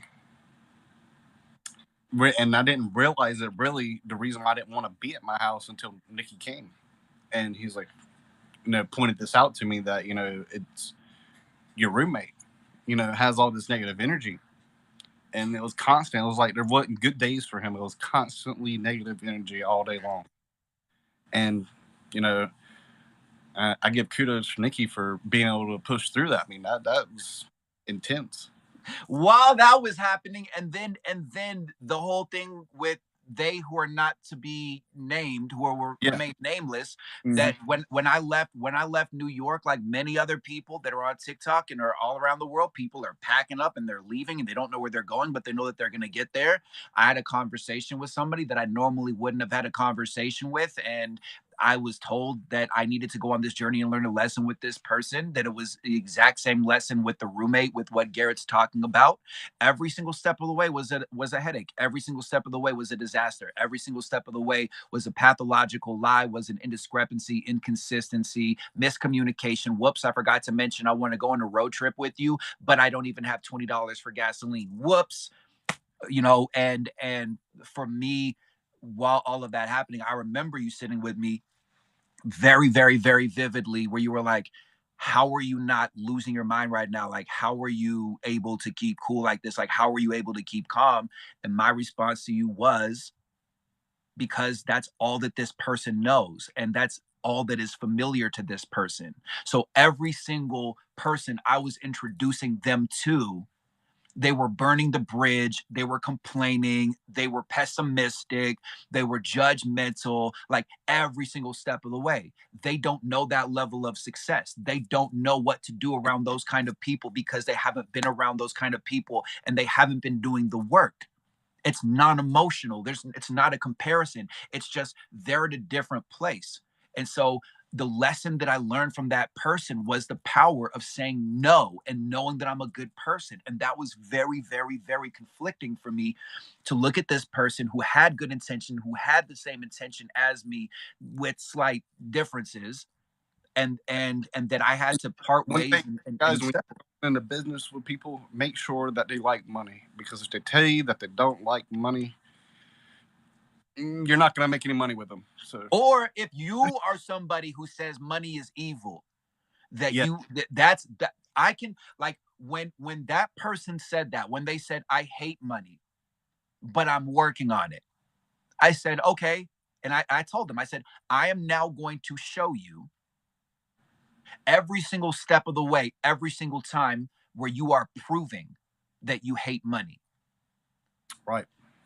And sure enough, every single step of the way, I was like, the fact that, like, there was somebody I was doing business with, that person was busy. That person did not communicate that at that time that they were busy. They were busy. I deal with people like that where you have to call them like 5, 10, 15 times just to get in Right. contact with them. They're working with powerful people. Right. And this person's logic was, well, this woman that you were working with, she didn't communicate, and so she's not important, and so I didn't follow up and reschedule with them because that person was supposed to help me and assist me in what I was doing. And I was like, so this person is busy, and so you just don't want to talk to them anymore, even though you've never met them and they're not your contact? That's your logic? You hate Right. money. You hate money. This is that right there. Mm-hmm. If you don't like money, if you have negative beliefs towards money and success, you will never, ever, ever get to where you want to go. If you think miraculously that you can hide your negative beliefs and your intrusive thoughts and your hate of money and hate of success with success, if you think that people around you do not see that negative belief, I'm the Scorpio who's going to tell you that we all see it and we don't want to be around it. And the only kind of people that do want to be around it are victims. Money is the root of all The evil. love of money, the obsession of money. Jesus is good with us being wealthy. Yeah, money is nothing but currency. It's energy. It's not evil. If that was true, all energy would be evil. Because otherwise, I'm evil, Garrett's evil, everybody in here is evil because we all paid our cell phone bills. Exactly. Oops. Yeah, we're here on Is this TikTok. evil? Our lights are on. I don't think so. I think this is pure. I think this is love. Mm-hmm. Money's evil. Misinterpretations. Money's only evil if you put that on it. I mean, it's a belief. You gotta get out of that belief. Money is the reason why I met Garrett. Money is the reason why I'm in the relationship that I'm in with somebody who doesn't need to have money in that way. Money's the reason why I'm in a nurturing relationship. Money is the reason why I have more friends. You're able to move away from the relationship that you're in. Got your own place. Then universe told you to come down here to North Carolina. And you did. Now you're on the road. You made it to Nevada. You're supposed to be right exactly where you're supposed to be Word, because of money. word. So yeah, man. So I appreciate you hopping on. Yeah. Because I know there's people who are like brand new to their spiritual journey. That's what I like about these live streams is you get new people every single time and you get people from all different walks of life. Like what would you say was a very big aha moment that had you have a breakthrough where you were like, oh, this is going to change. This is going to change my life. All right, I'm gonna say this and I'm gonna hop off. Okay. Word.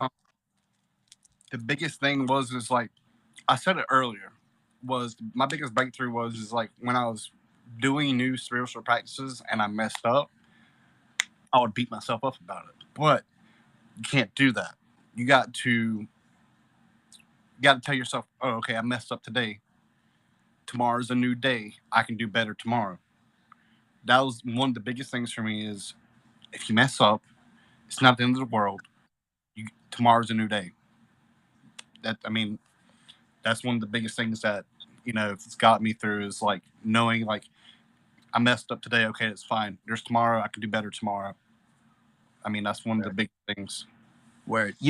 That's actually that's a gem. I hope somebody from the VTP family can put some gems on the screen because we drop gems over here. That's powerful because I feel like we might forget about that from time to time, that like everything is made up. Remember that. The last thing is to say, like, everybody's winging it, all the rules are made up, and that just because you make a mistake, like, you've Yeah, never I, nothing good as far as character building has ever happened on a day where the sky is blue, there's no clouds, you do absolutely nothing, you hang out, you live your life, you have a nice healthy lunch, and you have dinner and you go to sleep. Like, there wasn't any kind of like, no, character building happens on your worst days.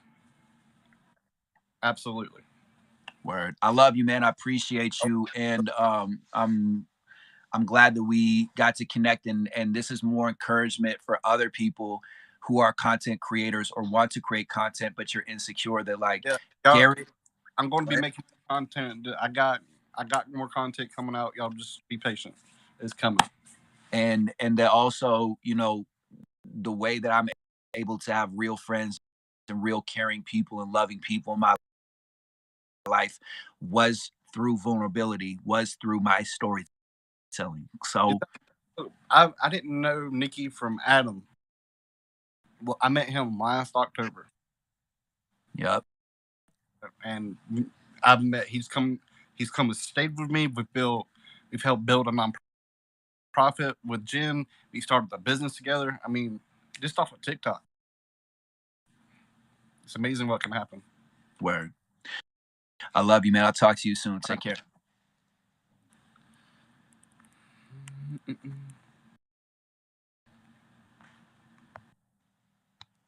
Love him. That's my brother.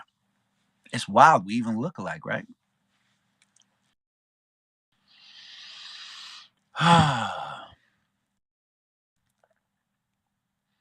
Came a long way. Been doing this for just a little bit over a year. Everything in my life has changed. Baby steps. Baby steps. Baby steps. Honor your tears. Honor your sadness. Honor the uncertainty. Talk with your anxiety. Right? What a beautiful blessing indeed. Talk with your anxiety. Talk with your insecurity. Talk with the part of you who feels like they're a victim. Talk with the part of you who feels abandoned. Talk with that part of you who says, I can't do it. It's too hard. I need help. To say, we got this. We know what we are doing. We got the keys to the castle. We got the keys now.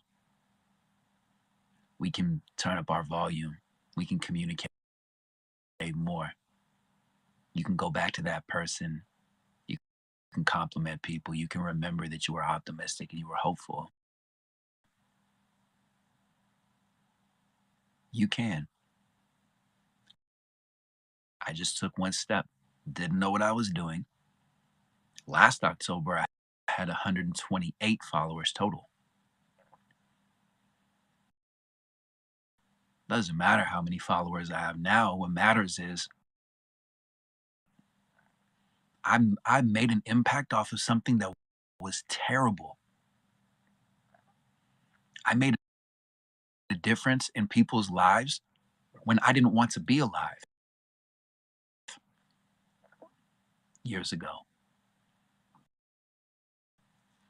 And what I've realized on this journey that I've been on is leaders go through the worst, terrible, frustrating, nobody understands, feeling alone, people are laughing, making fun kind of scenarios.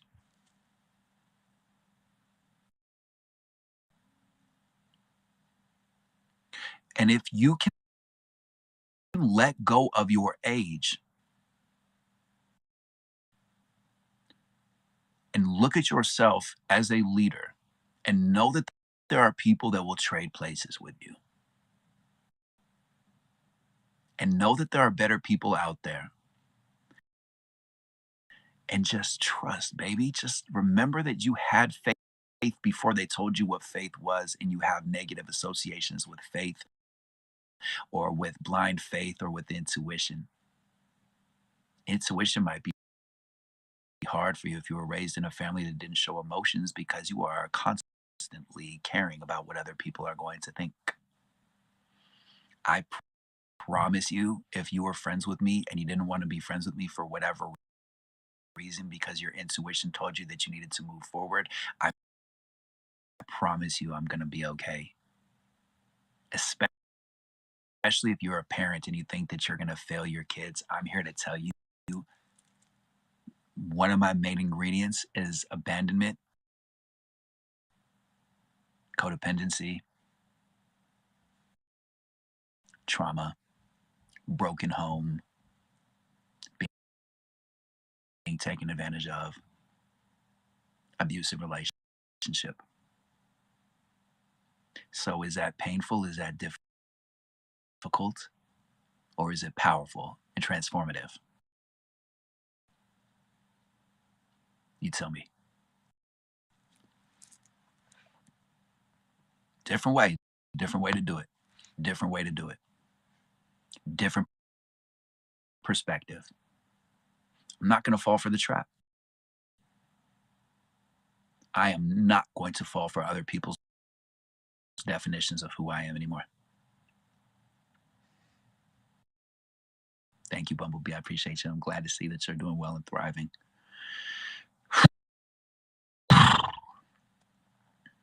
Man. So again, what I'm talking about, if you want to connect with me, if you like this conversation, this is emotional intelligence. It's perspective. It's looking at situations that feel very real and very heavy and very challenging and very difficult from a different angle, from a different perspective, because you have options, because you have choices, because you have possibilities. And like Garrett, who was on here earlier, said, if you're saying in your mind, I want for somebody to love me, I want for somebody to celebrate me, you are not going to get that until you give yourself that gift.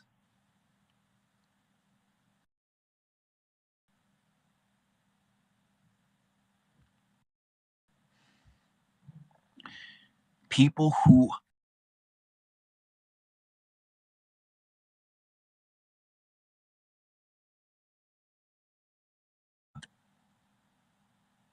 this person booked time with me. I was talking with them today, and they were saying how their kids were, she said, can you help me install this? Can you help me set up this chair?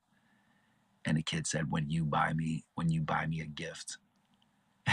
and I'm not yet a parent. However, I would imagine as a parent that it's like, what? Are you kidding me? You know, people, the way that people behave, the way that people see us, it's very telling. The way that people have beliefs around us sometimes can be appalling.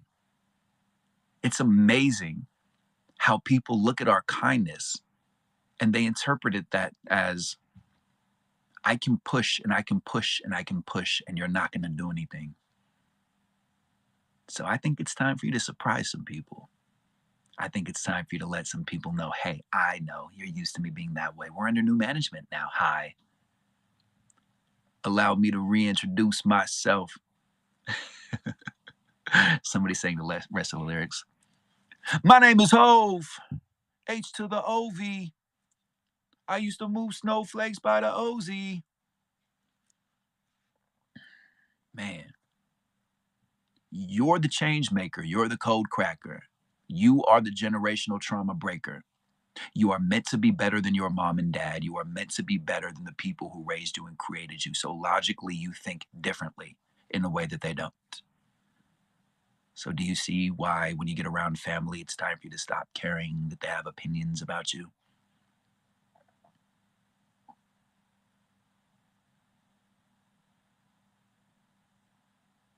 Wow.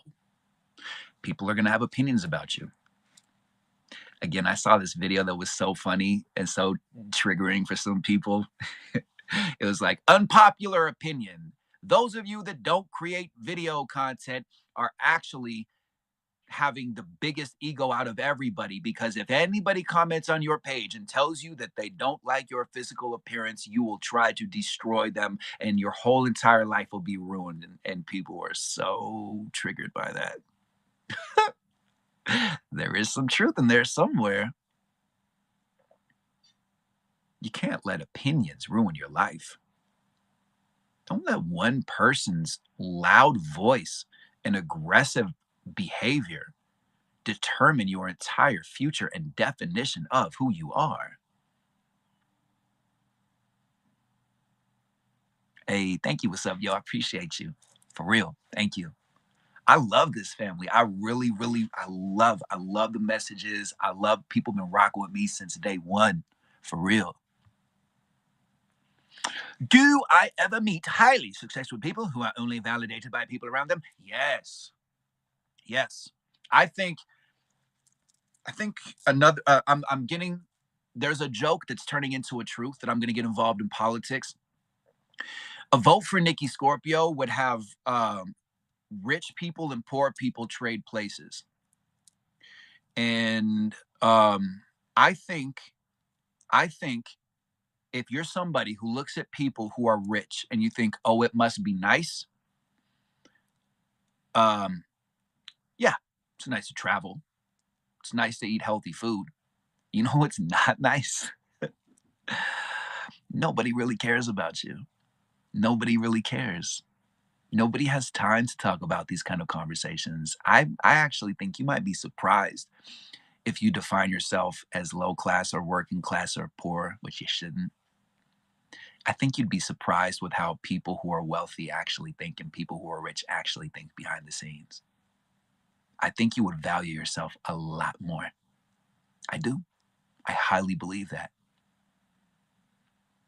See, because when you go to places like when you go to the Hamptons, all they want to do is they just want to say who's donated more money. You hang out in groups of people where everybody has Botox and lip fillers, it is so insecure. It's wild for an empath hanging out in Hollywood. I've been to those levels. It's bonkers. I'm like, oh my God, get me out of here. This is crazy. They are craving for people like you and I who don't care about name brands and don't live for money. They are craving us because we are raw, because we are authentic, because we are true to ourselves, regardless of how your life and your circumstances are. Your whole perspective of your life would change.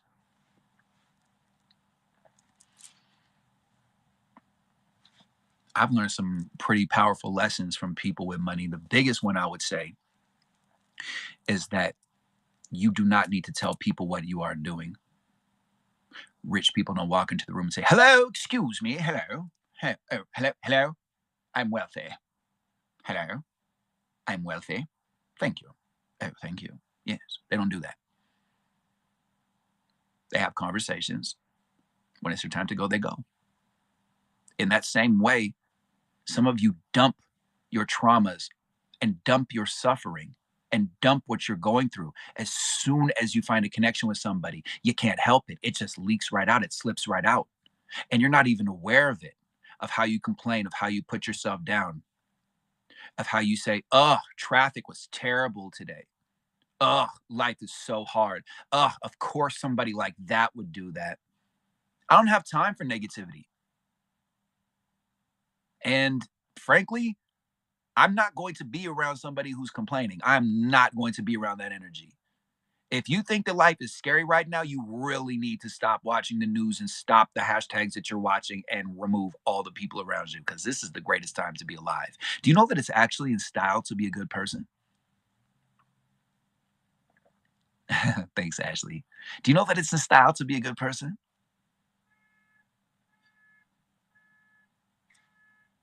Getting the horns again. Really? Haven't you seen how TikTok will expose you and find you and hunt you down? Right? It's in style. And you know what else is cool about right now? Is all of these commercial agencies and voiceover agencies and commercial companies like Fortune 500, all of them, they want real people. They don't want trained people. They don't want polished people. They want real people. They want real families, real humans with real stories, with real experiences. The head marketing person at TikTok said that storytelling is actually a currency now. Your story has value to it. And you just slide that off. You're like, nope, doesn't apply to me. My story's stupid. Nobody wants to hear my story. You know what most people think? Oh, if I told my story, people would cry. Okay, good. I'm ready. I'm ready. I'm ready. I'm ready. My hands are in motion. Oh no, I'm going to heal. Oh no. That's your logic. You're greedy by not telling your story now because I can't cry now. Thanks. You just ruined my day. Oh man, come on. It's such a hustle on planet Earth. Are you kidding me? Don't do that to yourself. Don't do that to yourself. All right. So, I want to hop off in a minute. I want to bring Jen in. She mentioned that she wanted to do some toning, some singing, some shamanic notes so we can heal and level up and remember who we are. So, hopefully, she's available. She actually just gave me this really nice haircut. Eh? We need some reminders in our life of who we are.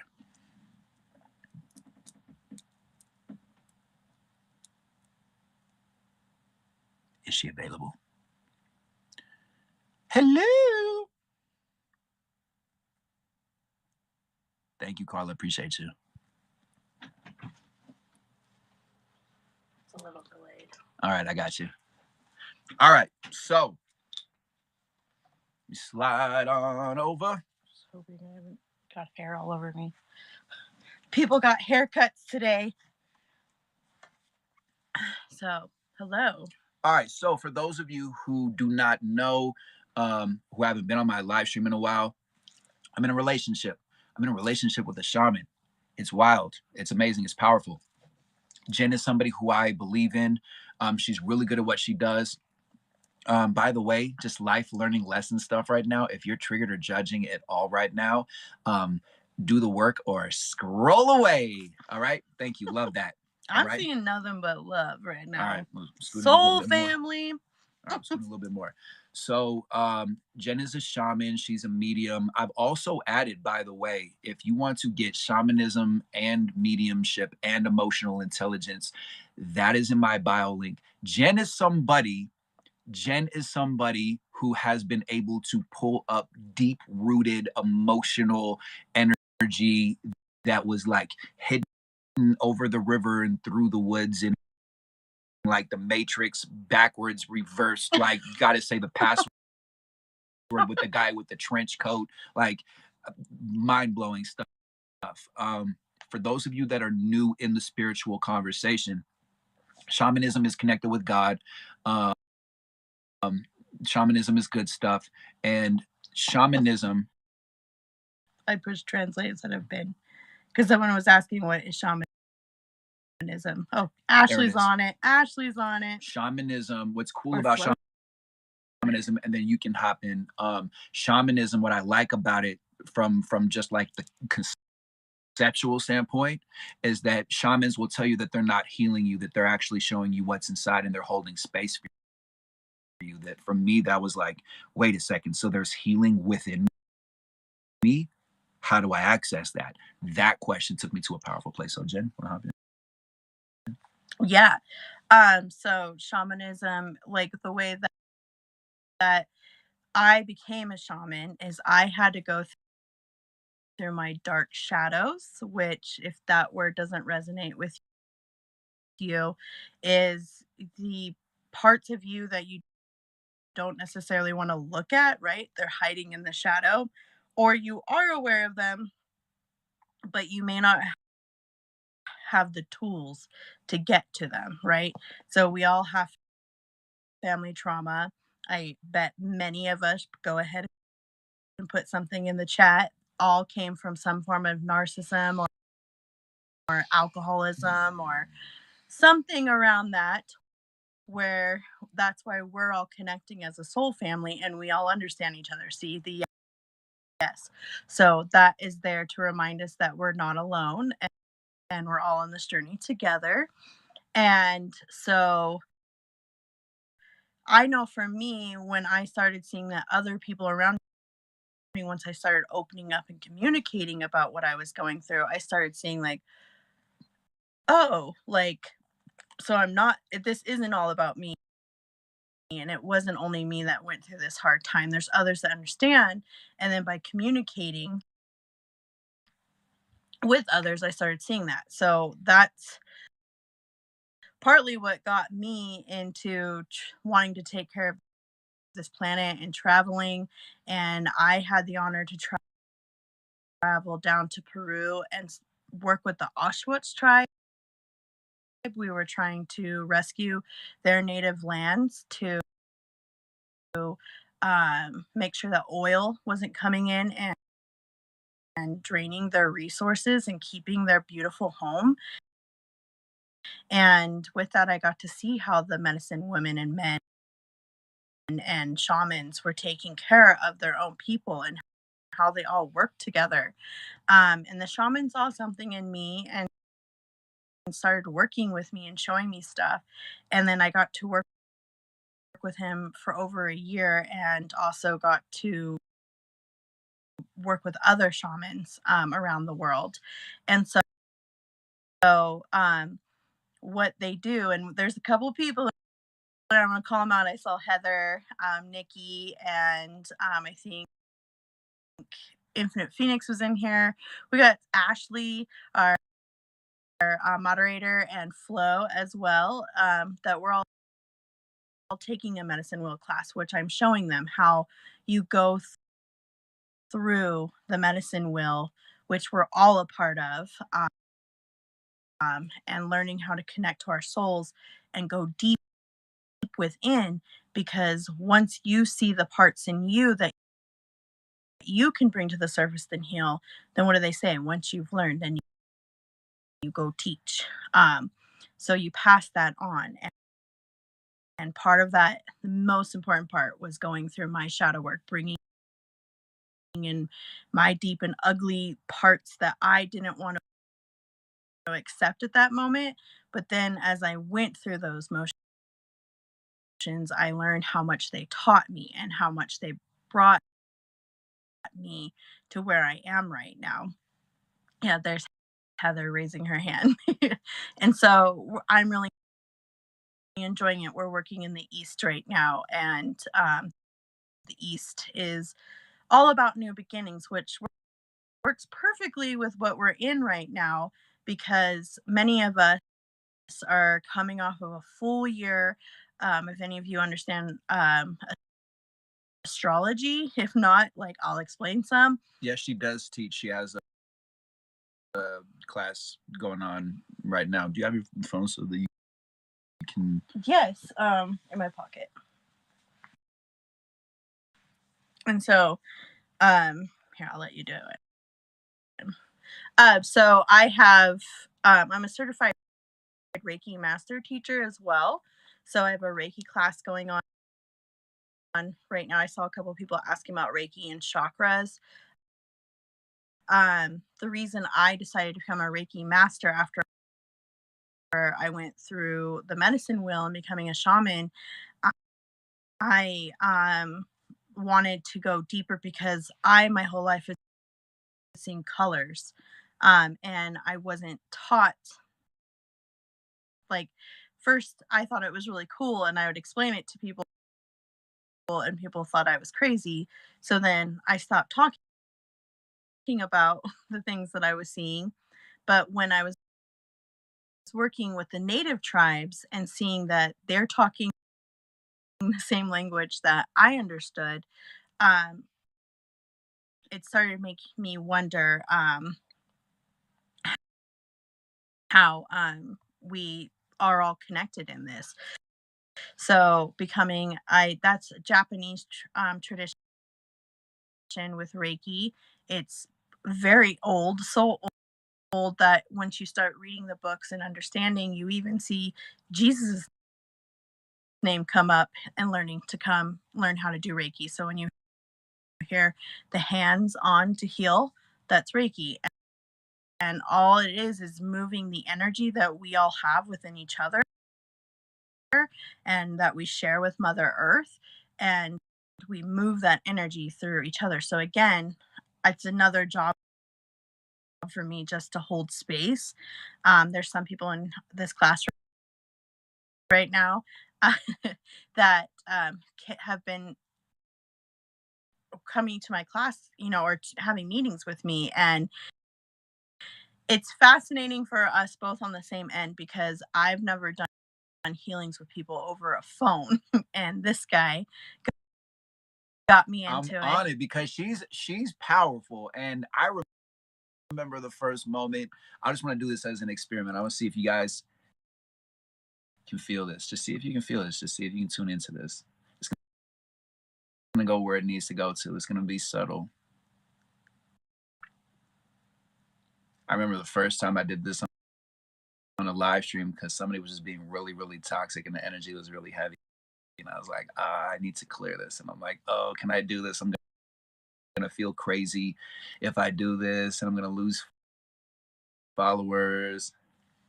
There's Patricia, who we ended up doing a healing on with each other. So as you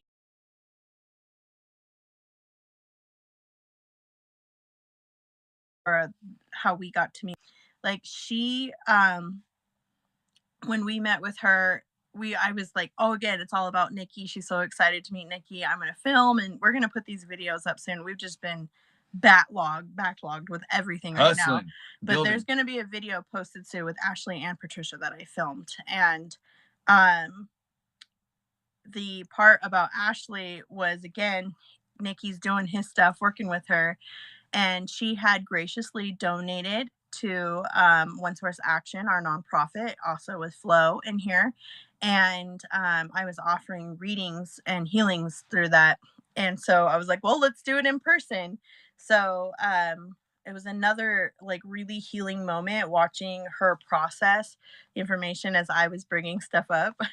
I won't say what it is, Ashley, but she it was just really powerful to see how we can all work together. And again, as a shaman, I am not healing anybody. We shamans will never claim, like, we don't even technically want to call ourselves a shaman.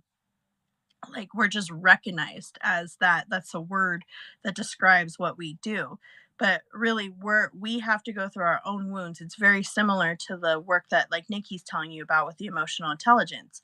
Is how are you going to go out and heal somebody or work with somebody if you don't even know what's going on within you? So how are you going to connect with the world and, have those things you want in this world when you haven't clearly identified them or pulled them out? See, I wanted to talk about this briefly, just to say, like, this is why I get so fiery and so passionate when I talk, because the level of how people who could potentially be changing society and be changing the world off of supply and demand, and really speaking up and changing the way that we look at the world, are thinking that they're not good enough. When you have people like Shaman Durek, again, if you're brand new, Durek, look him up. He's amazing. He will openly tell you that he was addicted, that he had big time issues with addiction. So that's why he can talk to people who have addiction, because he understands it. So this is why I want for you to look at how you define yourself. That's why I'm telling you, how are you defining yourself? Redefine yourself. Because saying that you're an addict and saying that you were addicted and saying that you are clean implies that you are flawed, that there was something wrong with you, that you weren't intentionally going through this journey and going down this path. And playing small is not in style at all. like, I just want to say, I posted a video about this earlier because it came to me, and then I watched Nikki go through it today as well. So, I like, just with all the moves and all the changes, everything that's been going on in our life, I've been having, like, trying to catch up with finances. And I feel like that's happening with a lot of people right now. So again, it's a space where you're not alone. But there's been all this struggle, which, again, when you look back at these times, when you look back, you'll see that it really wasn't a struggle. You were just doing the work or the dedication, right? You were dedicating yourself to bettering yourself. So I made a decision to end a relationship at the beginning of the year that I've been in for 7 years, which was really emotional for me to do.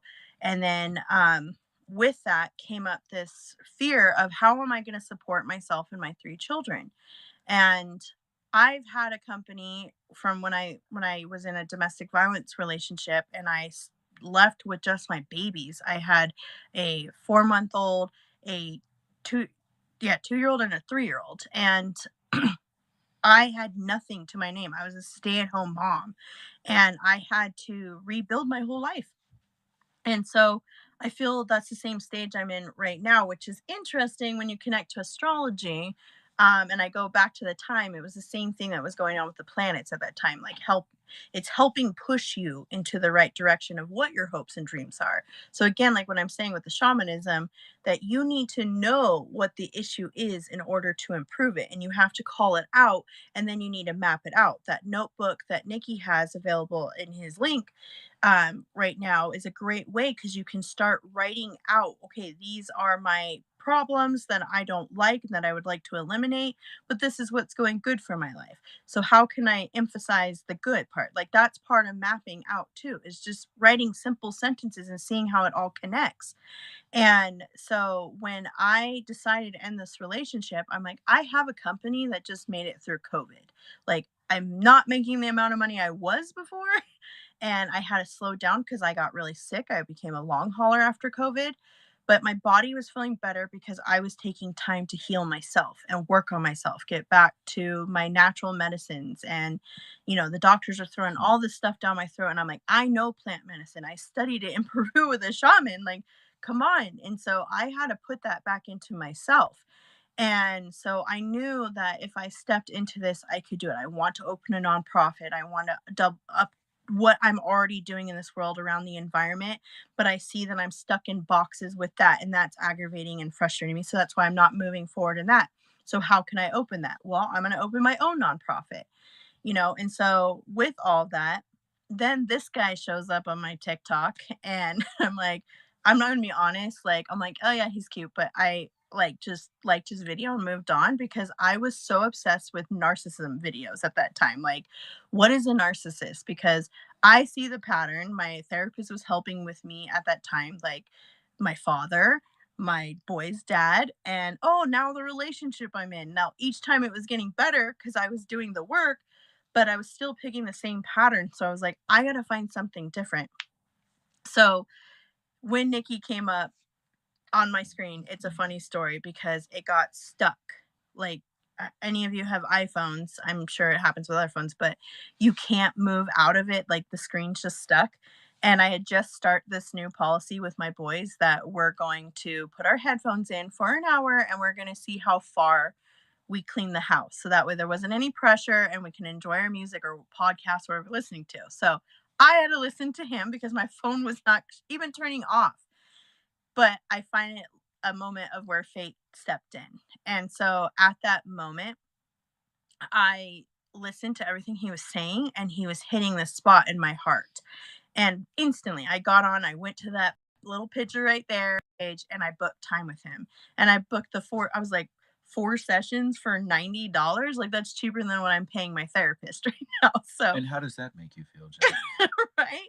Like, that actually makes me feel I'm being robbed a little. But anyways, so I booked the time with him, and instantly, he just called out everything that I was working through. But because I'm open to that and I want to be called out, I want to learn new things, I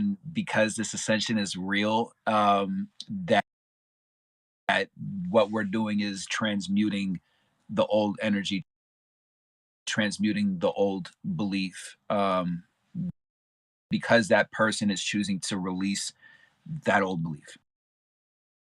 And what it's doing is like it's so what like with him and I, because we're both open, we're dedicated, right? That like he said earlier, Shaman Dirk taught us this a couple of weeks ago during a live feed when he came in, that it isn't work. It's just dedication. Like you're just dedicating yourself to the best part of you. So when you ask for that, and this is the same thing with shaman, for those of you who are in my class right now with the medicine wheel, I said, be prepared. You have homework to do, and this work is gonna go out, and you're going to be writing letters to yourself. You're going to be figuring this stuff up, and that's going to be calling to your soul to then shift everything to come move it in the right place. So where we forget when we're in that moment is that, oh, this moment that just totally blew up my whole life and changed everything is meant to be happening right now. That's where divine timing comes in. So yeah, I was telling you about my huge shift today when I had that wake up call and had that wow. So then I walk in and like I'm in like a high, totally excited. And I'm just picking up on Nikki. I'm like, what is going on with you? I'm trimming his hair, I'm petting the boy's hair. I'm like, something is going on. He's like, no, I'm fine. I'm just totally neutral right now. And I'm like, there's something behind there. And then he, had broke down a little bit. And yes, I would say everybody is an empath in some level. There's different times of empath. There's different types. Hey, before the next class, didn't you send me something? If so, where? Yes, I emailed you all the notes and the recording. So, if you did miss, Ashley brings up a good point. If any of you did miss and you want to join this class, there is still room. There's still 6 more spots, and just send me a message and I can get you into the class. And we have the first class completely recorded and all the notes and all the homework, so you can still catch up. We're going to meet again in I think it's a week and a half or 2 weeks to go over everything and see what everybody's been working through. But the point is, yes, email is when you're asking to heal, be prepared for a shift. You're going to feel it emotionally or you're going to see it physically. You're going to notice, yes, the 26th is our next class. So you have plenty of time to catch up if you want to join. But yes, with Nikki, I'm sitting there and then I come in the room and he's just like, I don't want to move. And so I tried doing some work and healing him. He had a meeting he had to do, which you heard at the beginning, ended up being an amazing meeting. But I am putting my hands on him and feeling the energy, and I could see some of it shifting, but it wasn't the full answer.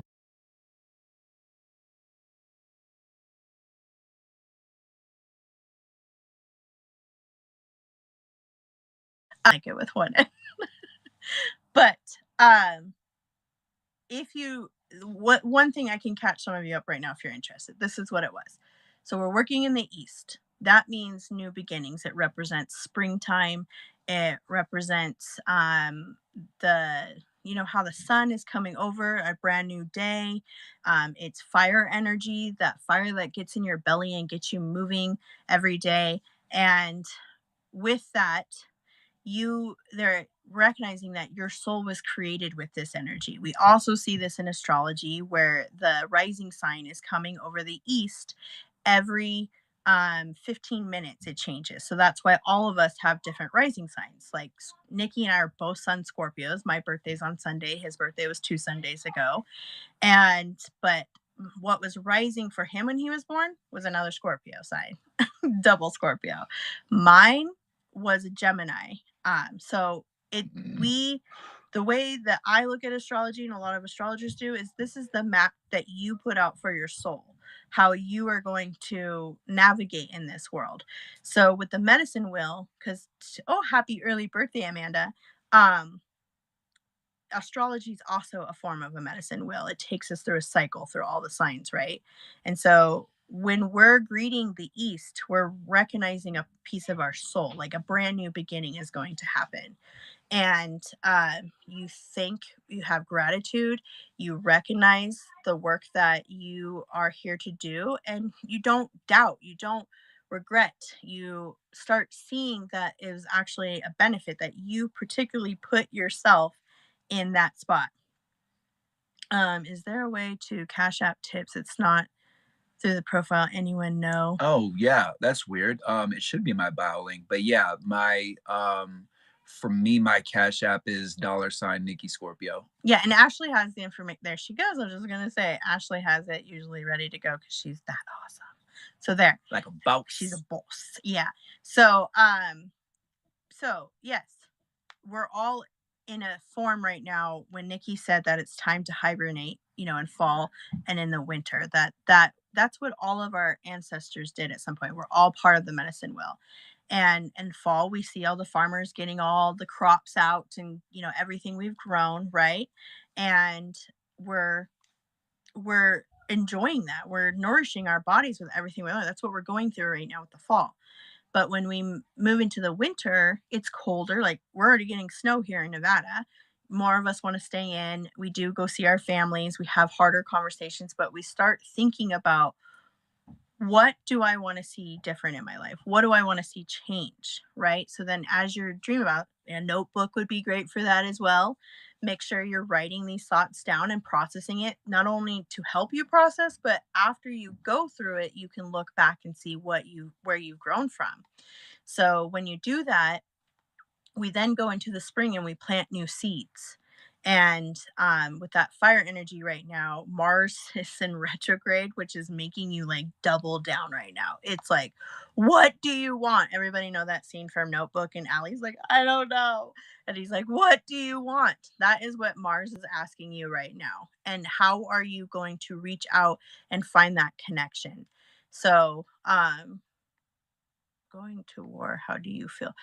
Thoughts of possible. So that is something that's always hard on my heart because I love humanity. I love cultures. Even when everything was going on with Ukraine, um, I couldn't understand how basically like they come from the same ancestry and they're attacking each other. Um, it's heavy on my heart. But at the same time, I have to realize again with what we're talking about right now with divine timing, that everything happens for a purpose. But I think where we might not get all the way through that is when we don't recognize that it's divine timing and that is our time to stand up and speak up. Also, my thing is right now, I've been saying this for years, that like we have to go through certain events in order for people to say enough. Because the issue that we've been having for a while, and this is why I love social media, is because everybody agrees that there are issues. However, most people just say, look, that's wrong. Somebody should do something about that. That's wrong. Look, hey, you right there. Look, fix that. That's wrong. I don't like that thing. Somebody should really do something about that. And you're not realizing. Why am I pointing to your 3 fingers? Yeah. When he's doing that. There's 3 more fingers pointing back at you. Whenever you're pointing like you did this and it's your fault, you're the reason I messed up. You. Yep. The fingers are pointing back to you. It's one thing on them, but there's probably many more on you and how you got yourself in that situation. So my one of my main things with these live streams is I tell people, like, you supporting people like me, because I know I'm not the only one who's doing this, right? Like, you supporting people who do this, you supporting this message, you investing in this, you giving more attention to this, what that does is it tells businesses, it tells corporations, it tells record labels, it tells entertainers, this is what we want. That when my manager was telling me he got a text message from Def Jam, and Def Jam is saying, these are the hashtags that you should be using on TikTok. I'm like, yeah, tell them to buzz off. Tell them to follow this guy named Nikki Scorpio, had 128 followers in October and has 130,000. And all of that wasn't following any kind of trends. That was just, I don't know, just bearing my soul every once in a while, every day that ended in Y, right? So we're actually going through a big transformation, Huge. and our higher selves, this is why we feel crazy, our higher selves are taking over, and the veil has been lifted. Now there's a lot of theories as to why Or what the veil is. and what the veil is, and while I'm fascinated by all of those, the thing that I'm giving more attention to is that, again, like I said earlier, it's in style to be a good person. Because of technology, people who are being deceitful cannot hide. And the biggest deceiver of all has been us in society, that we do this thing where we are so righteous and everything that we do is high vibration, but everybody else is lower vibration, which is sinful. It's the exact same thing, right? And we do this thing where I don't like you, I want to delete you, I feel uncomfortable around you, I want to avoid you, I want to ignore you. Now, what we're doing is we're coming from a place of saying, well, I'm going to understand you. I'm going to understand you. I want to understand you. I want to understand this and heal this in the same way. Like I tell people, Earth is in family therapy. So when you're in therapy, even if you don't even think that therapy works, the way that therapy happens in family therapy and couples therapy is everybody speaks. Everybody gets a chance to speak. And some people do not like that. That's why I'm here to call out all of the hypocrites. Like, I love my family. My family thinks that everybody should be spiritual and democratic. And I'm like, that seems limited, because I have friends that are Republican. Oh my God, I can't critically think. I don't like that. Everybody has logic on planet Earth. And this is what you are experiencing, is growing pains. So we are going to all understand each other, or you're going to go in your room and you're not going to get dessert, and you're not going to go over to your friend's house, and you're grounded until you can get along with everybody in this family that is human. I love how Penelope just said, happy birthday, I was reborn today through love and faith. Just so you all know, in astrology right now, we're all going through a rebirth. Like, this is the year. So if you track back astrology, in 2000, it was March of 2020 that we had Jupiter, we had Saturn, we had 6 planets go into retrograde. And when Jupiter goes into retrograde, it has to be there for 2 years. That's how slow it turns. And for any of you who don't know what retrograde is, it means it's time to review. It's time to look back, because what's happening is Mars is, like, say Mars is right here. Mars is going retrograde, right? It's just in a space where we're passing it, and it looks like it's going backwards, like when you're driving on a car in a car, right? But really, is the car going backwards when you pass it? No, it's still moving forward. That's what retrograde means. So when you see Mars going into retrograde and it's going back, like Earth is passing it, right? It's still moving forward, but at the same time, it's slowing down, right? There's a space. And so you have to take that time and use that space. Like, please, whenever you hear retrogrades coming, use that space. Like, learn what that planet's energy means. It's connected to Greek mythology, it's connected to Roman mythology, India, like another part of like how we're all part of this medicine wheel, that all of our cultures knew a sense of all this without even knowing each other. So with that, take that time and you learn what is going on with it, and that's where you grow. So when it matches up, then Mars is moving past Earth again, and it's circling much faster. So you can do the same thing energetically. Like, we all know that the hospitals will report that more crazy things are happening at the hospital because it's a full moon. Like, why wouldn't you think that all the other planets aren't affecting us at the same rate? That we're all share this DNA with this planet, and we're all made of water. The planet's made of water. Like, it's going to affect all of us the same way, that pull of gravity. But what is it doing for your soul? So that's the whole reason why I want to teach the medicine wheel to everybody, to learn about it, because it connects all of our tribes together. The beautiful thing, if you look up the medicine wheel, go Google it, you'll see that it has 4 colors. It's red, black, yellow, and orange. I mean, white. Sorry, missing my colors up. But it's all of the tribes. It's all of us. Like, we're all indigenous to this land, but we have forgotten our tribal teachings. All of us have been colonized in one way or another. All of us have had our heritage, family trauma, traditional, like, going down and messing with each generation. So where we're at now, in the way that the planets are moving, it's asking us to go in. Many of us, you'll hear like, oh, you're the healer for your family. Of course, our instinct is, yeah,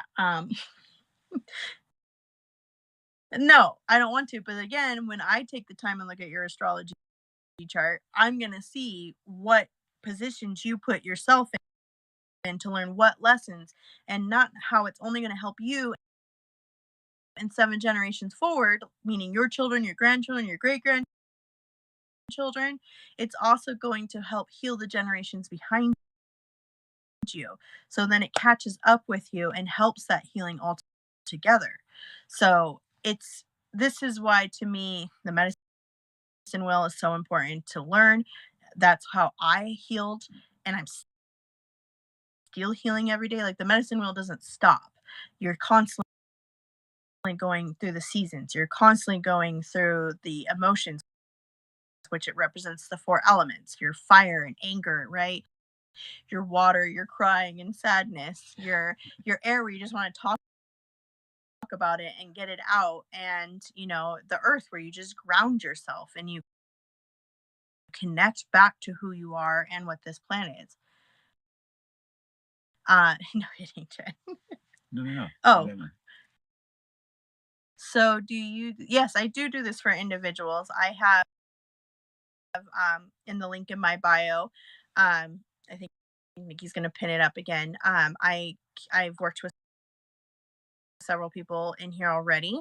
It's just me coming in through Zoom and listening to what you're going through. It's a healing session, and as I'm listening to you, I'm going to see, like, does an ancestor step through? Is my mediumship going to work?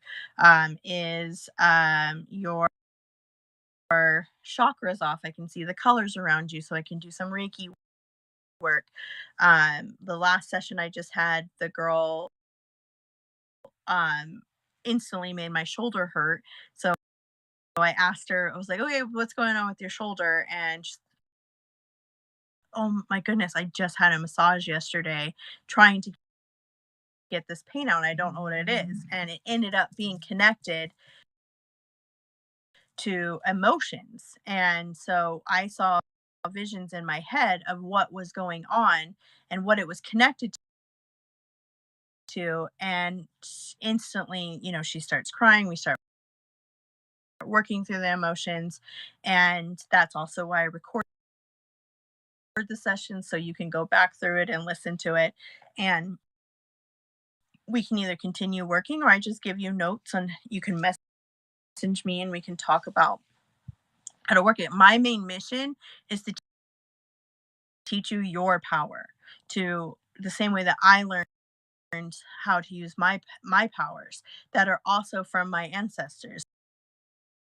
When I go and learn about the Scottish, which is the biggest part I have in my chart, and also my great grandmother's Cherokee and the medicine she taught me as well, being a medicine woman, I see where certain traits come to me and that it's okay. We've been told that it's taboo. We've been told because we had generations of women, 9 million or so, that were, at a stake with a certain thing like fire all around them or other things.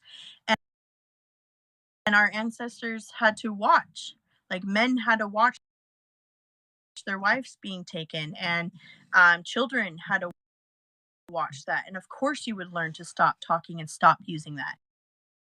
I mean, simple things like healing somebody with lavender to calm them down,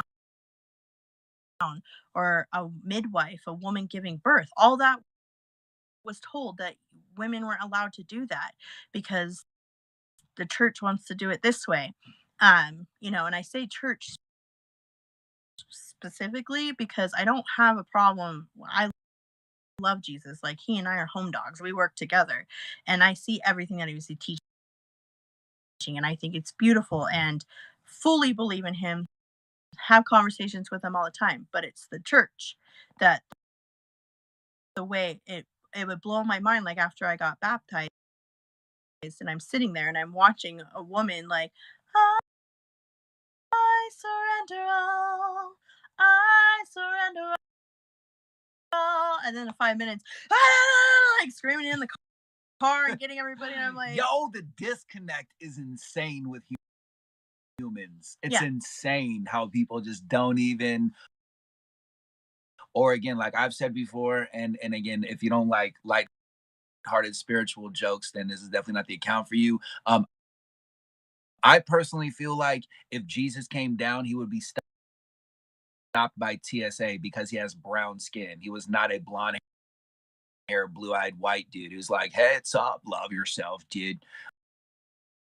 And he didn't drive a Ford F-150. They're like, people would have a hard time with this, and they'd be like, why are you hanging out with the queers, Jesus? Why are you hanging out with the trans? Why are you hanging out with the poor people? Why aren't you hanging out with the successful people? I love this album. I live in the South. Okay, I got jokes. Chill. I'm just saying, like, life isn't what it seems. Okay. but it made me, when I watched that woman, not only that I was like, didn't we just surrender it all and believe that God's going to handle everything, and that we just have to do our footwork, that we're all part of the body of Christ, and we each have a very important role to do here, and church is losing her mind. Like, I sat there and I was like, see, that's teaching me a lesson too, to humble myself, to, when I say I'm going to surrender, I have to surrender it. Last night I'm waiting for my check to show up because working for a nonprofit, you never know when it's going to land, Right. and I have bills that I need to pay. And I sat in the shower and, I was meditating, and I like to cleanse the energy off of me that I've brought in all day in the shower. And I sat there and I said, the money's going to come when it needs to come. It's divine timing. You're protected, so let it go. And I just took a deep breath and let it go. And this morning, the check was there. And again, it was confirmation to myself that you need to stop stressing. Like, look back at everything you've done.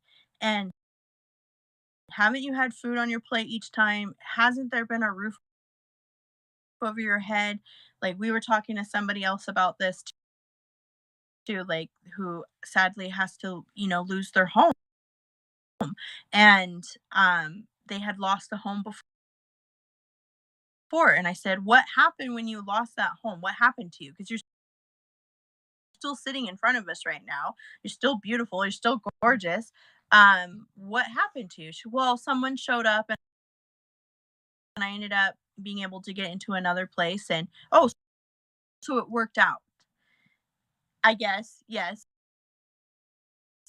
So having to remind ourselves that same information is where the humbling comes in. That's where that shadow work comes in. Because I saw somebody else in here earlier criticizing someone,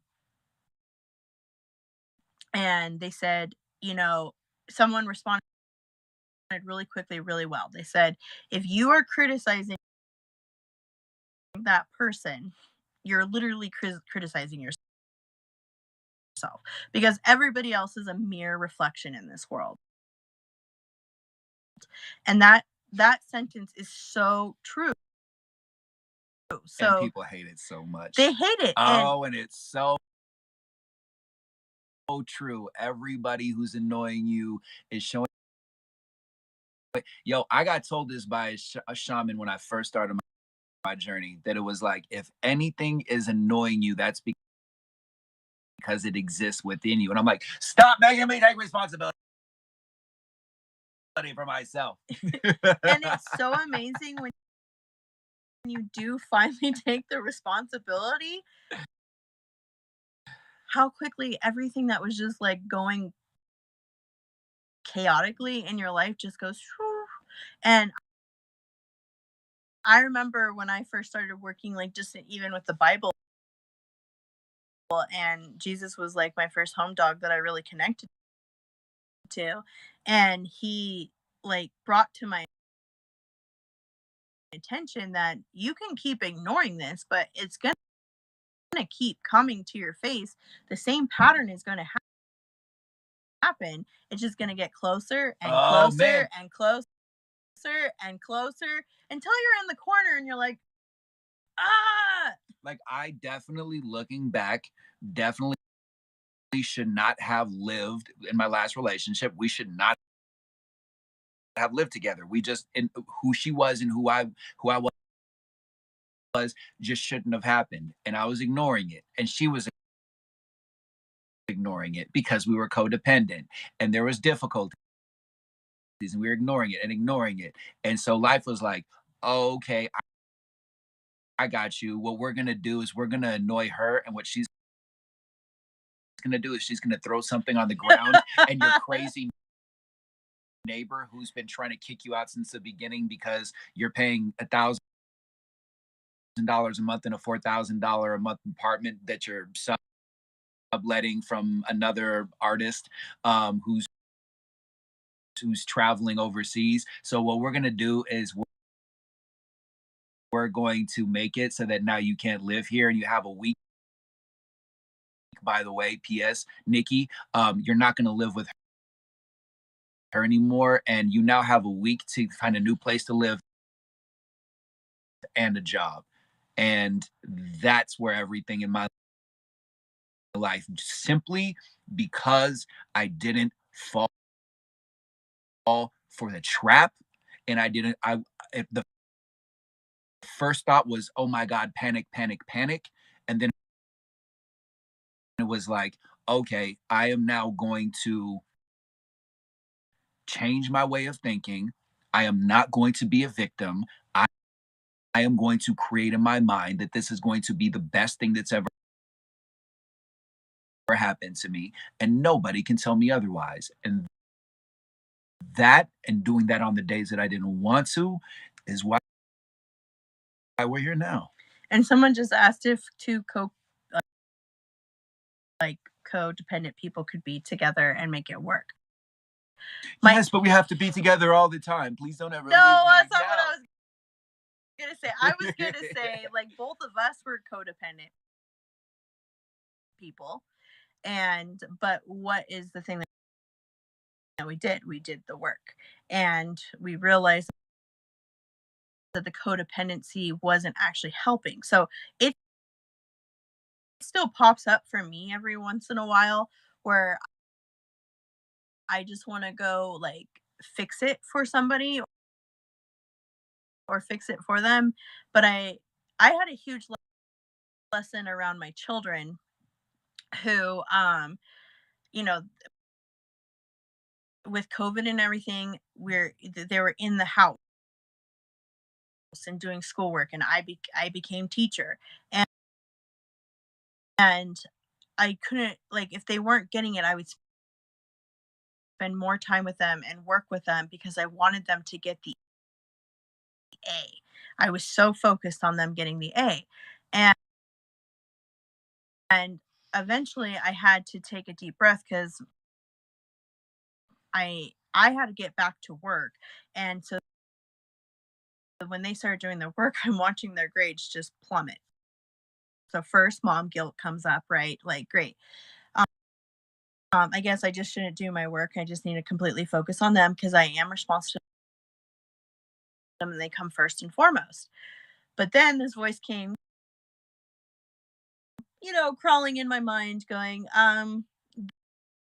they're gonna have to learn to fail sometimes. And if they're choosing not to do the work right now, then that's their choice. You can go out there and remind them that their grades will be what they're going to be depending on how much work and effort they put into it. We've seen the A's and everything else, and I didn't do anything different. I just helped them go through each step and, take notes, how to break it down, and re-go over it. But I had to let go, and I cried. I cried my eyes out because letting go of that control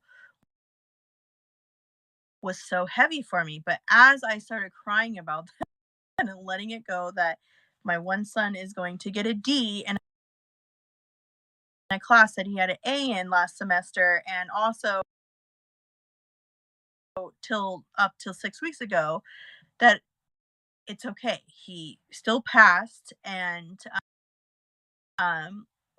maybe he's going to learn something from this. Well, I realized that I was also reflecting what I had done with my brother. My parents worked two jobs, and my mom was very, like, my dad was the controller, manipulator, whatever you want to name him as, narcissist in the house, and was very emotionally and verbally abusive. So my mom most of the time just kept her head down, and I, being a Scorpio, that didn't really work too well, and definitely having Aries moon, like, and Gemini rising, I was going to speak, and so I didn't know this part about me, though, as a child. Like, I didn't know anything about astrology. I didn't know anything about shamanism. That's why I really want people to get back to their indigenous cultures, because if we knew these things, we'd be so much better. We would get tools earlier. But my point is, I also did that for my brother, and now my brother is struggling. And I had a part in raising him because he was with me all the time. With my parents working two jobs, they were barely home. And, when they did have time with us, we had great times together when they took vacations and stuff. And my dad coached our soccer teams and stuff like that. But for the most part, when there was a thunderstorm, my brother came running into my room and cuddling with me to help him feel safe. And I would not let him fall. I did not want him to fall. And when I finally had enough of my family and couldn't take it anymore, I luckily just graduated from high school. But when I moved in and I wasn't at the house anymore, my brother was taking all the heat. So he called me and said, "How could you leave me here?"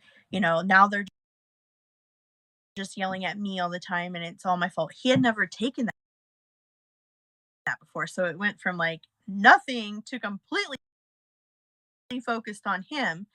I felt guilt. I felt guilt real fast, but I was choosing myself in that moment. But I I felt such a responsibility to him. But my grandfather, before he passed away, I was really upset about how they were punishing my brother. And he came up to me and said, "You know why you get so defensive about how they're punishing your brother?" And I said, "No, I don't know. I just think it's the wrong punishment." And they said, "It's because you basically are raising him and you have had a huge part in his race. But who's taking care of you? Like, when's the last time that you were just a kid? When did you get to go out with your friends and not worry about all these responsibilities?" It still makes me tear up right now. Like, I could feel it in my throat. But I needed my dad. I needed my dad to see me. I needed my mom to see me. But they weren't able to do it at the time because they were so stuck in their own pain. And my brother was so stuck in his own pain. So then I had to choose me because I didn't even know my own voice. So someone wants to know if you're okay. Yeah, what's up, man? Sorry, child interruption. Yeah. I finished the bathroom. Okay, I don't know where your thing is right now, but you can get it afterwards. Game Boys, video games, responsibilities over here. So with that being said, each step I did it a little bit more. So, when I left my parents' house, I chose myself at that moment. I wasn't going to take the abuse anymore. Yes, my brother had to take it all, and my brother ended up leaving the house and dropped out of school and just got his GED. I blamed myself for that a lot as well. But it wasn't till I was going through this moment with my children that I was like, my brother needed to fall. He never got to actually feel what it felt like to fall. And that takes me back to what I learned in shamanism. Like, look at babies, and I've heard Nikki talk about this before too. First of all, babies don't question themselves. They don't sit there and go, let me see your question. My parents have been stuck in pain. How do you heal from the love you never got? Loving yourself. You need to see your own beauty. Like, that was the biggest part for me. And that's why you need to fall. Like, this part that I'm saying with the baby part, you need to feel that pain. When the baby is born, first of all, they're, "Oh my God, look how beautiful and sweet little baby," and there's all this love and joy, and they're hearing how gorgeous they are. And I mean, my son's first words, my youngest, was "I cute," because everybody would come up and tell him how cute he was. He wasn't hearing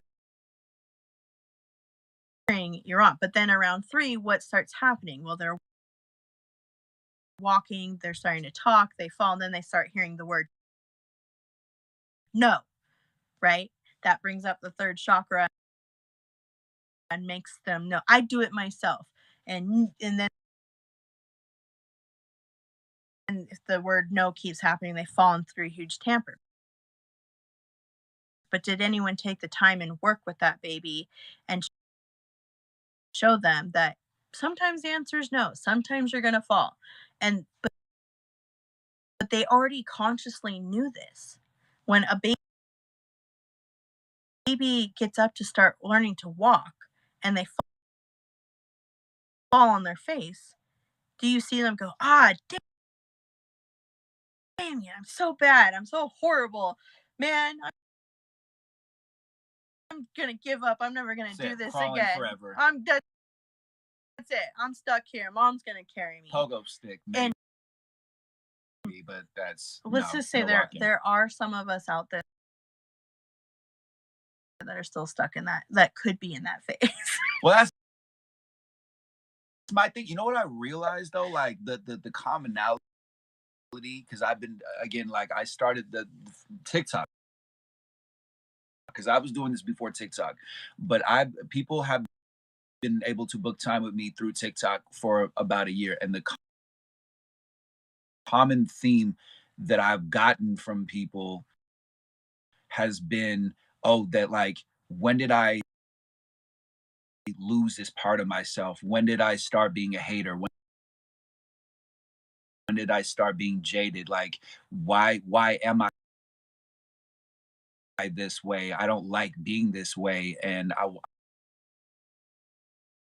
want to be different. That we lose ourselves, and that's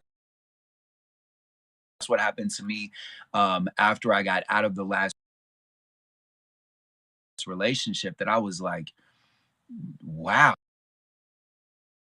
like I was so optimistic and so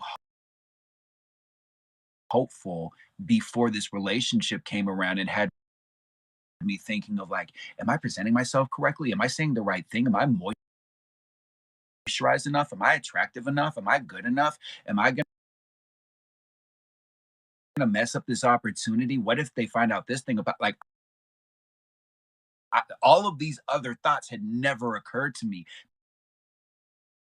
People just naturally liked my energy, and I enjoyed the come up. I enjoyed the process. It was somebody else who came in, and I wanted love and validation from them, and I lost my way along the way, right? So we do this with family, we do this with friends, we do this with acquaintances. Like, I met a woman named Katie who was told by her sister's friend that next time when they played tag, don't bring Katie because she's too slow. So Katie was always getting sick and always having disease to validate that person's belief if she's not good enough. So we all do this in our own way. And what's cool about the time that we're in right now is science and medicine is actually proving all of this, that our belief systems, that energy, all this different stuff that the hippies were saying is all provable, that it's all documented, right? And so that's where, when Jen says love yourself more, it's a process, it's a journey, it's being able to catch yourself in those moments and not listen to other people's truths that are not your truths. And that's why today I came on to say the theme of it is to say it's time for you to redefine yourself and to ask yourself, how do you define yourself, and to really take a look at your definition, and to consider a different way, to say, I don't like this thought, I don't like where it's taking me, I don't want to think this way anymore.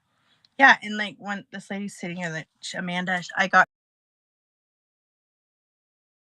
cancer, then was betrayed by close family. But wait, pause. So you might be new to my live stream. So check this out, Amanda. Look this up. And besides the frustrations and the pains and the bills and the money, this is an interesting thing. All emotions aside. The metaphysical belief of cancer is nobody wants me, nobody appreciates me, nobody understands me. So isn't it fascinating, besides the frustration of feeling the betrayal, feeling the heartbreak, feeling the devastation, feeling the annoyance, and all those other things that we don't like, isn't that interesting that that belief keeps on popping up over and over again? So this is where what Jen was talking about earlier is now is a time for all of us where we're reviewing. Some of us don't want to do the review. Courageous people are doing this devotion to be able to level up so we don't have to think this way anymore. Your family, consider this. This is what helped me. This is where I go to with emotional intelligence, because I can't control them. So I think, well, how can I get a benefit from this? And then I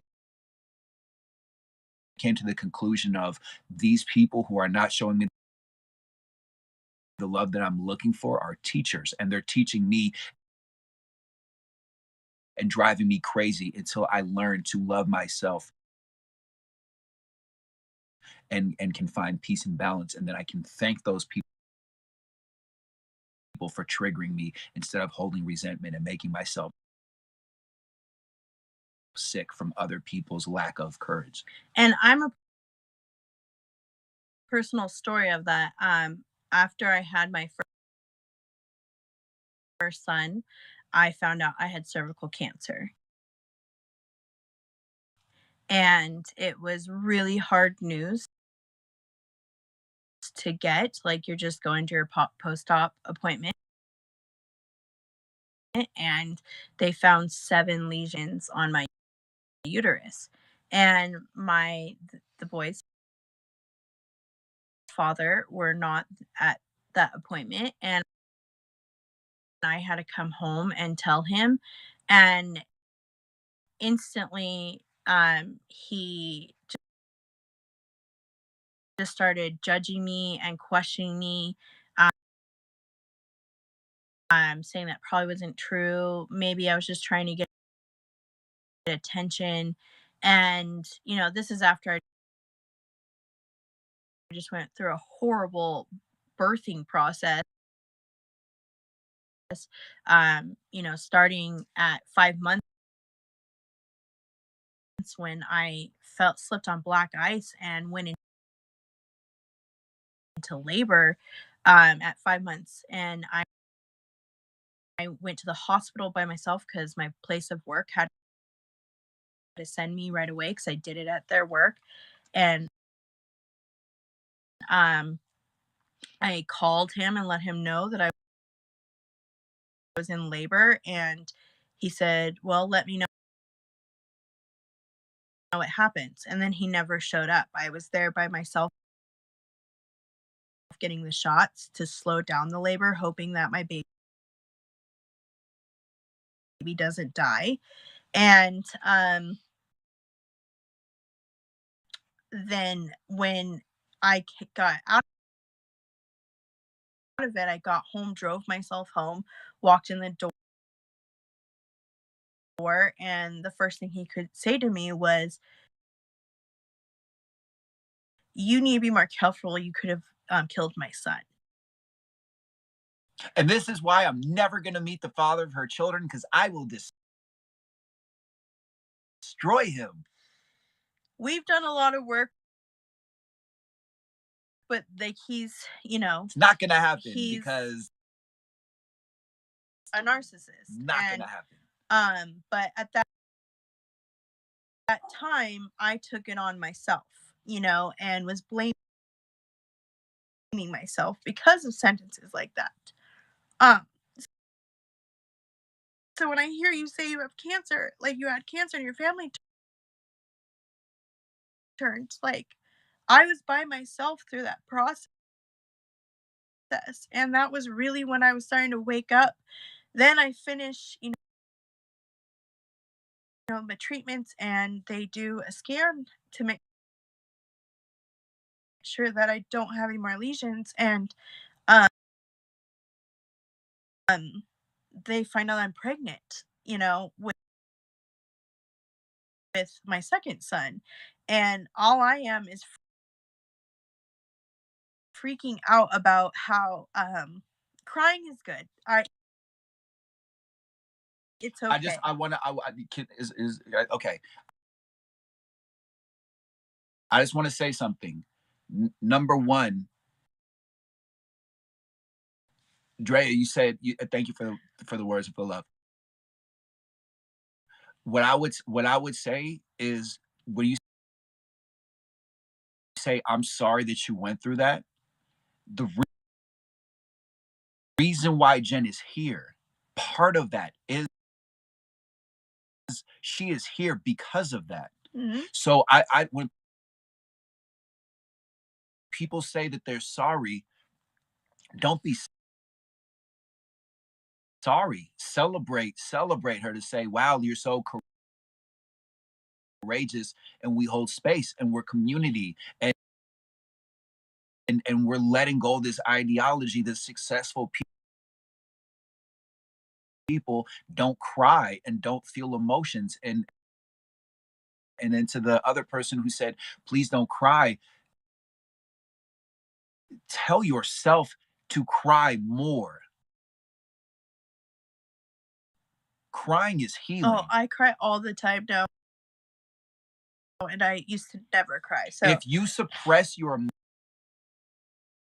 emotions, you will end up in the hospital. I put it on everything I love. You're making yourself sick, and you're doing yourself a disservice, and you're surrounding yourself around superficial people by saying my emotions are not meant to be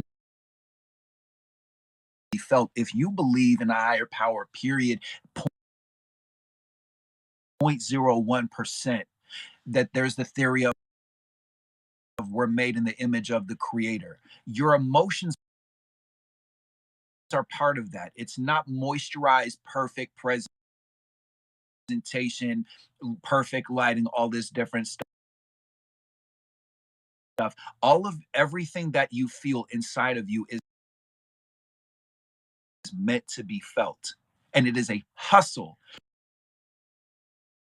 to tell other people that they should not feel emotions, and start to tell yourself, if you're looking at her saying, please don't cry, start to tell yourself, let's start to cry, and I'm choosing to heal, and I'm going to honor my tears, and I'm going to honor my anger inside, and I'm going to stop this hi, how are you doing, I'm fine nonsense. and I also recognize at this moment, like it's interesting we're talking about the crying thing because I wasn't crying before then. And like Erica just said, I had to have the courage. Like when I say that I had to go through the work, I had to do the shadow work to get to where I am now. And so when I was going through the cancer, I my beloved friend gave me this book called You Can Heal Your Life by Louise Hay. I'll tell you, like the first 3 times she would come and, oh, do you reading the book? Oh yeah, totally reading it. And then she's like, what's your favorite part? And I'm like, dang it. Like didn't get through. And she's like, I had a feeling, right? And so I started reading that book, and she wrote it because she had cancer, and she was told that it was uterine cancer, and her doctors told her she only had a certain amount of time to live because it had got into her lymph nodes and her breast. And um, she refused. She was like, I know more. I've studied enough, like how words are powerful, eating healthy food is powerful, having healthy food, all of that. So she studied it. She worked with doctors, and in 6 months, her scans had completely gone backwards, and they took away what she said. So while I was reading this book, I was seeing she was sexually assaulted. She was went through a domestic violence relationship as well, and so she was speaking to my heart. And with all of that, it really helped me. I started affirmations. I'd write them on the mirror. You are beautiful. The book is called You Can Heal Yourself by Louise Hay. There's also audio versions of like her manifestation and healing books. Like it is just I recommend it for anyone. In the back, you can look up whatever symptom you're having. Like if you're having kidney stones, and it means you have deep residing anger that you're not letting go. And so that gives you the information, and then also the affirmation of how to um, release that from your body. To Because think about it, when this is the point she points out in the book. When you're a child and someone's saying to you that you're stupid, like you're so stupid, why did you do that? You're so stupid. It's just like something people almost naturally say now. Well, the subconscious is taking that in. It's taking it to a different level and saying, yeah, I'm stupid. Even if you're consciously not saying I'm stupid, the subconscious is now hearing, which I deeply believe is where all of our lessons, like where our soul and everything sits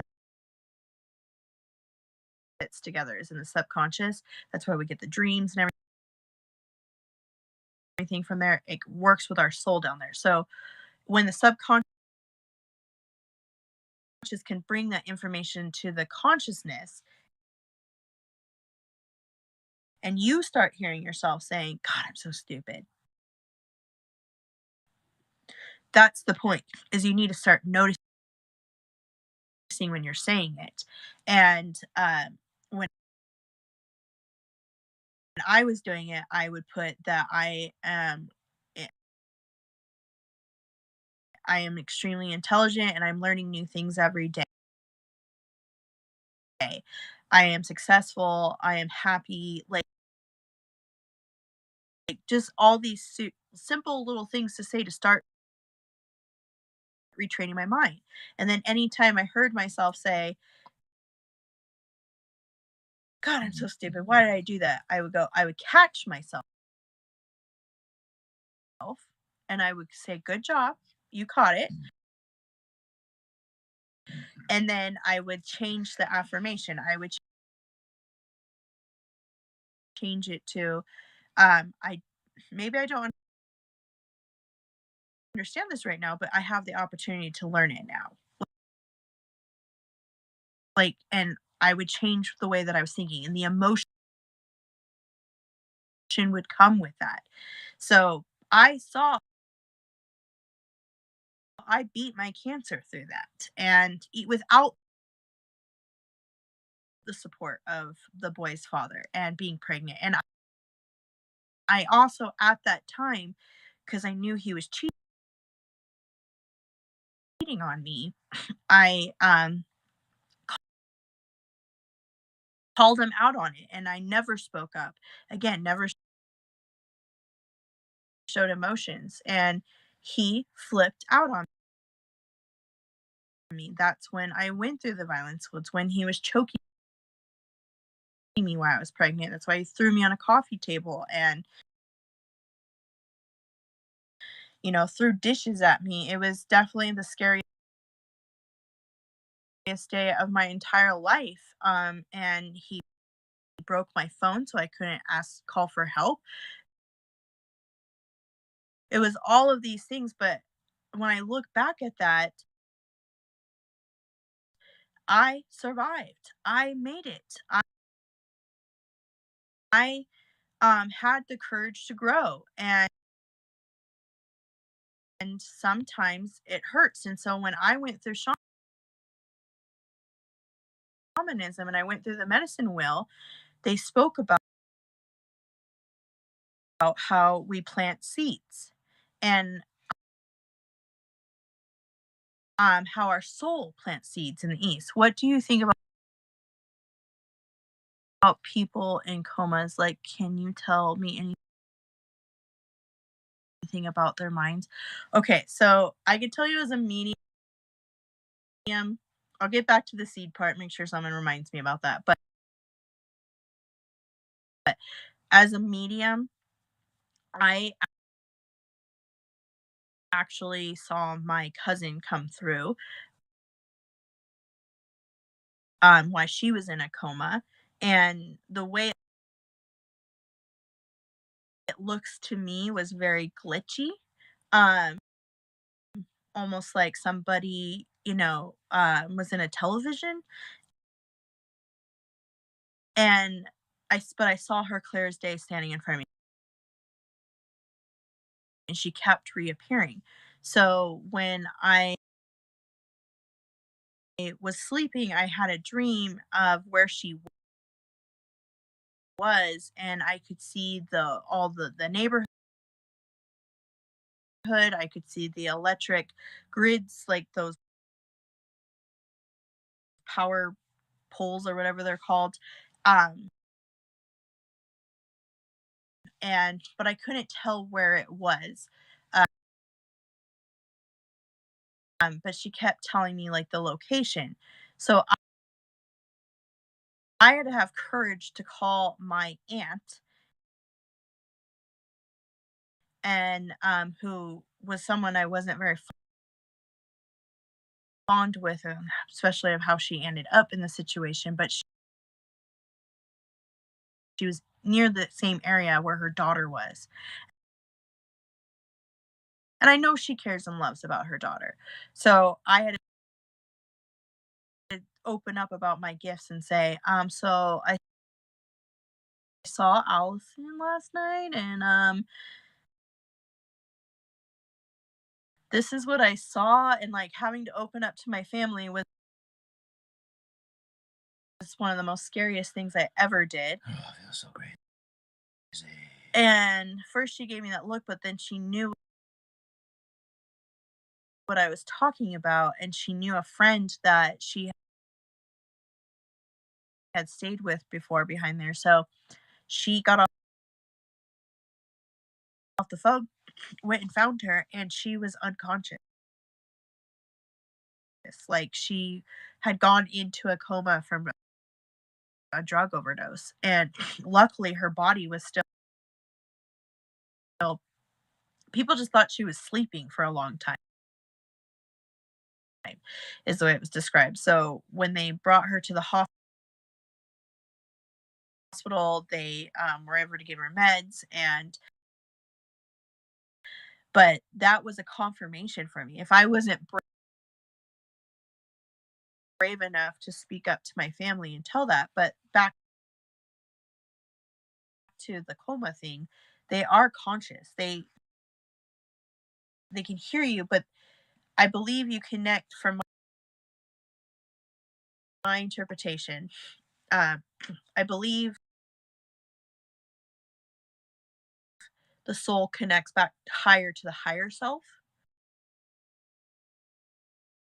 and gets more information, sees information, and that's how she was able to find me. How long was she in there? I believe because from the time I saw it and the time that I talked to my aunt, it was about 4 or 5 hours. So she didn't come back as strong. And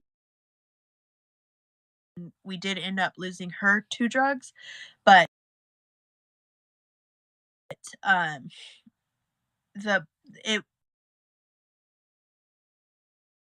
it was a huge lesson for me through someone I love dearly that those two worlds can exist together. Like she was still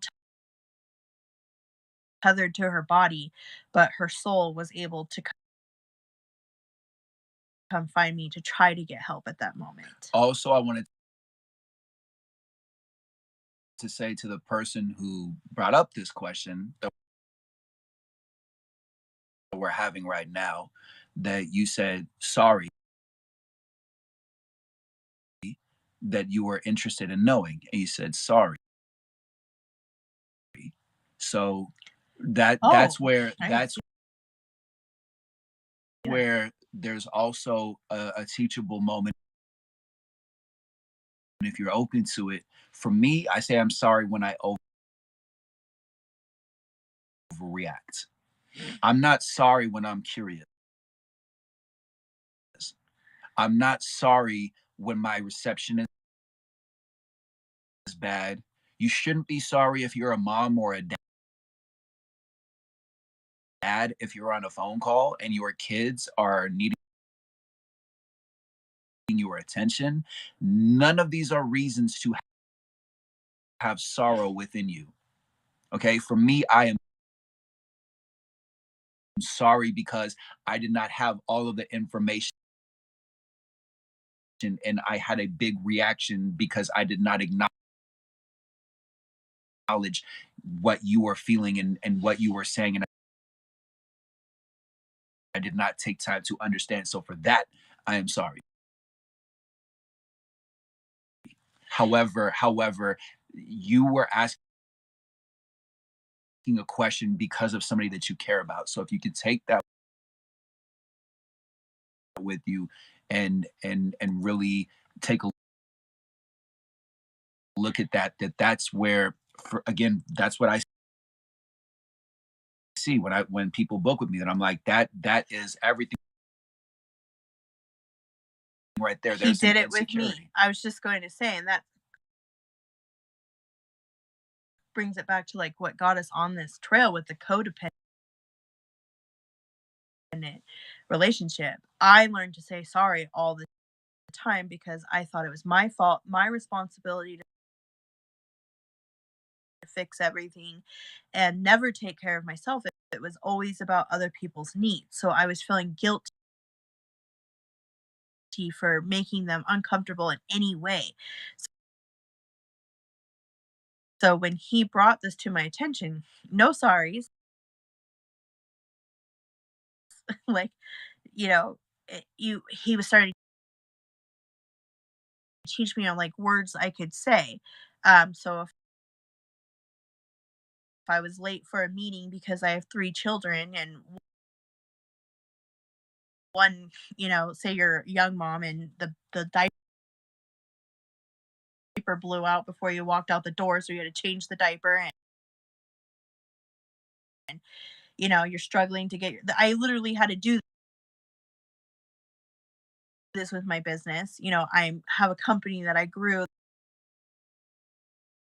that I work with multi-million dollar companies and trying to look very professional, but at the same time, I got 3 babies at home, and when I'm late, saying, Ashley, can you repin that question? I didn't see it, but when I instead of walking into the meeting saying, "I'm so sorry I'm late," saying, "Okay, I'm here. Thank you so much for your patience. I have a young child at home and I had to take care of him, and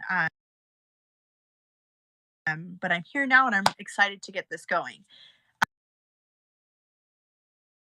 What if you have things going on that you don't want to go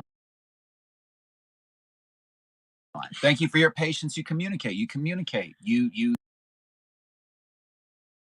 take responsibility. You learn the lesson. You set reminders. You use, like, your cell phone has reminders. Like, you have a calendar, but if you're late, you say thank you for your patience. You're a human being. Like, Well, you shouldn't bow your head down and say 1,000 apologies because I'm raising children, or because life is happening, or I'm in an abusive relationship. I mean, really, like, that you own who you are, and if things aren't going according to plan, then learn the lesson, be grateful that you learned it, move forward, and do the best that you can with the information you have. But forgive yourself, and be aware that when people see somebody who is very apologetic, and you think that you're being humble, and you think that you're a good person that way, you can end up in a relationship that has a lot of passive aggressive energy, that, like, you want to be able to own who you are, and know that you're around somebody, and you're around people who are problem solvers. Like, Jen has issues, I have issues, we have solutions for each other. yeah, that's why this relationship works, is because we're both working for the solution. Like, didn't we have, it wasn't, we talked about this yesterday, right? That we had, like, a conversation, that it wasn't an argument. It was just like, we don't understand each other, and so we want to have a conversation so that we can understand each other, and we got to the understanding. Yeah, and I saw the PTSD question, and I have PTSD from what I've gone through. It's actually class C because I've gone through multiple situations, and my children do as well. And I will again double down on this learning to love yourself thing. So what brought it all to the surface for me, again, going through COVID, and I just want to keep like connecting everything, that how you can see that this is all a plan. So we go into COVID, right? At the same time, all the planets start going retrograde for the last 2 years. And of course, it's going to cause chaos because there's so many things happening at that time that you're being forced into these positions. All of us were forced to stay home and stay away from our jobs, some of us, and take care of our children more than we wanted to. But at the same time, you could also look at it as I'm I'm getting time to spend time with me and my close family, and learning how to work through finding solutions and work through this instead of hating So Yeah, we experience what's called like a blackout phase where it's like we're just not meant to be around other people. And that's, and again, that's why you're stressed, because you're not, like I said at the beginning of this live stream, it's like, dear God, how much do I have to love myself? I thought I was already loving myself. You're telling me that there's more, and then you finally get to the place where you love yourself, and then all of a sudden you get success, and then you're like, oh my God, I have to love myself more, and then you really get success, and then all of a sudden everybody's coming at you and they're like, hey, I love your energy, and you're like, oh my God, I have to hurt people's feelings and love myself more. yes. Ugh, And so part of yes. that connected with the PTSD is you're sitting there and say you're having that panic moment. Like for me during the pandemic, it was my lovely ex's ex-girlfriend stalking me. My phone was ringing so much that I couldn't even use my own phone. She would go to Messenger and call me on Messenger, and she ended up calling my mom and saying like, I hope you said goodbye to your daughter because I'm going to take her today. And she showed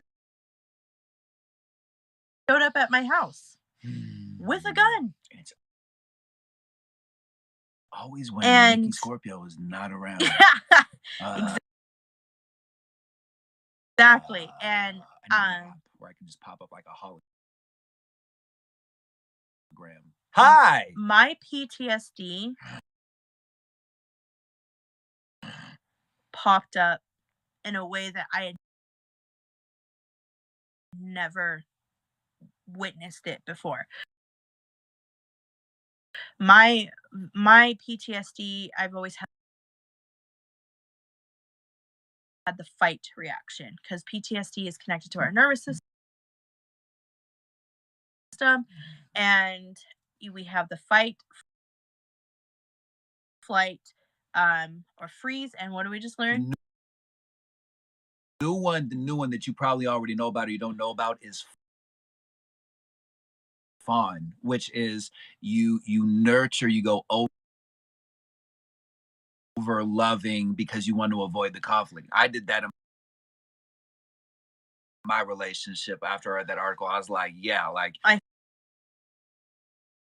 feel like we that's part of argued, codependency. yeah, definitely. Like we argued like anywhere from like once to like 5 times a week or more. And so I was just like hoping, walking through this landmine field, hoping that like nothing was going to set her off. And so I would go overboard, and she didn't know how to help communicate that in a healthy way. And she didn't like that. And she would explode off of that. It's like, don't stand a chance. Yeah. So for me, my it triggered to see the gun at my house, and I had reported her and also tried to get a restraining order 3 times, and we went to court the first time after she tried to run over my children and I at the school, and it was caught on camera, but they couldn't see her in the car, so they couldn't like prove that it was her, so she got away with it that time. But the fight part of me was like, okay, well, the courts didn't do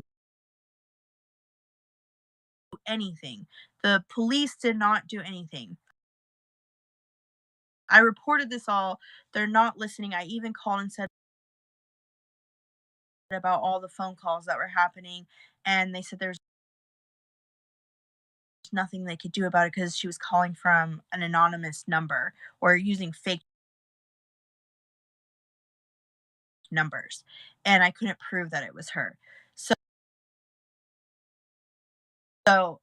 but the way that she wrote the messages, I knew it was her. And so she was basically blaming me for the breakup that she went through, thinking that he wanted to come back to me or something. So her solution to that was just take my life because then he could get full custody of the kids again and win her back. Like that was her lovely mind. So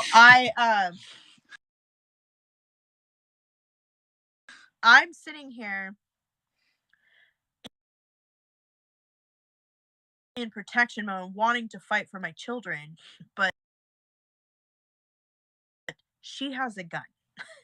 And if she gets me, what are my children going to do? Are they going back into the abusive relationships that I just got them out of full custody? Like, just got full custody of them in 2019, right before the pandemic. We're just going through therapy for all this right now. And are they going to have to be put back into that? So what it did is it put me in freeze. Like,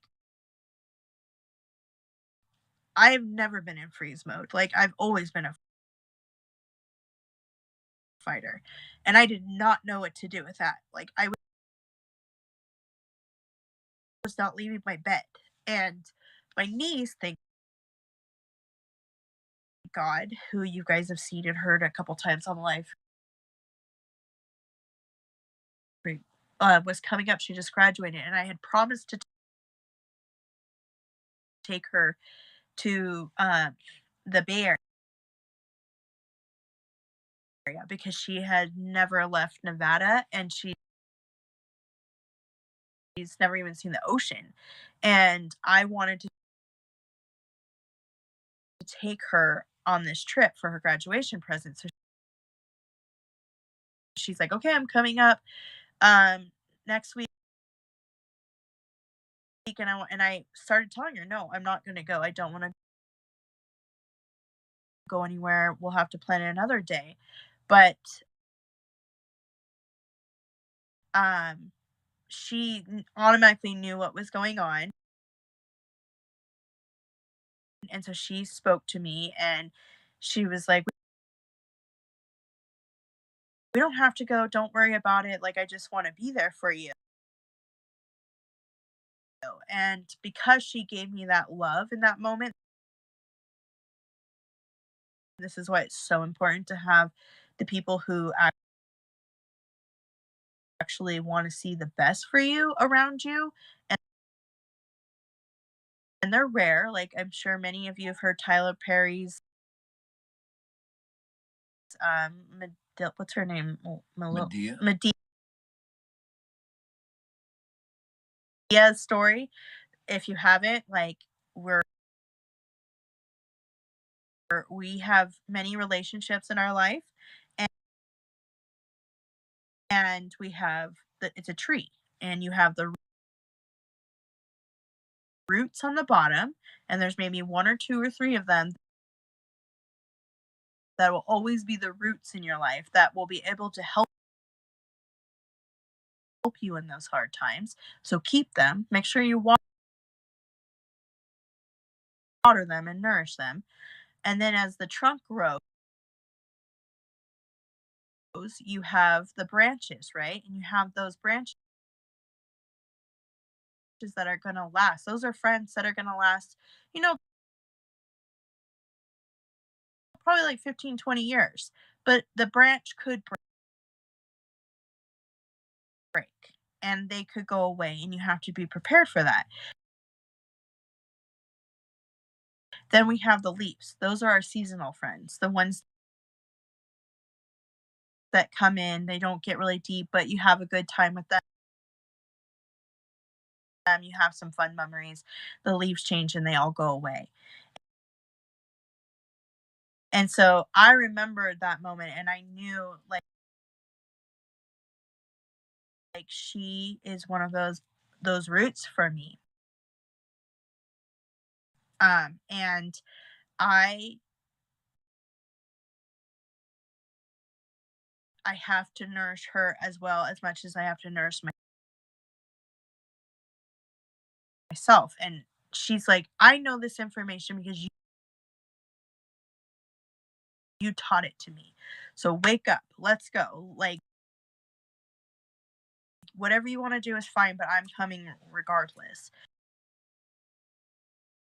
And I tell her all the time, like, if she didn't have that talk with me at that moment, and also if I hadn't done the work, with therapy and everything else, and understanding the language that she was speaking to me, giving me my own medicine, I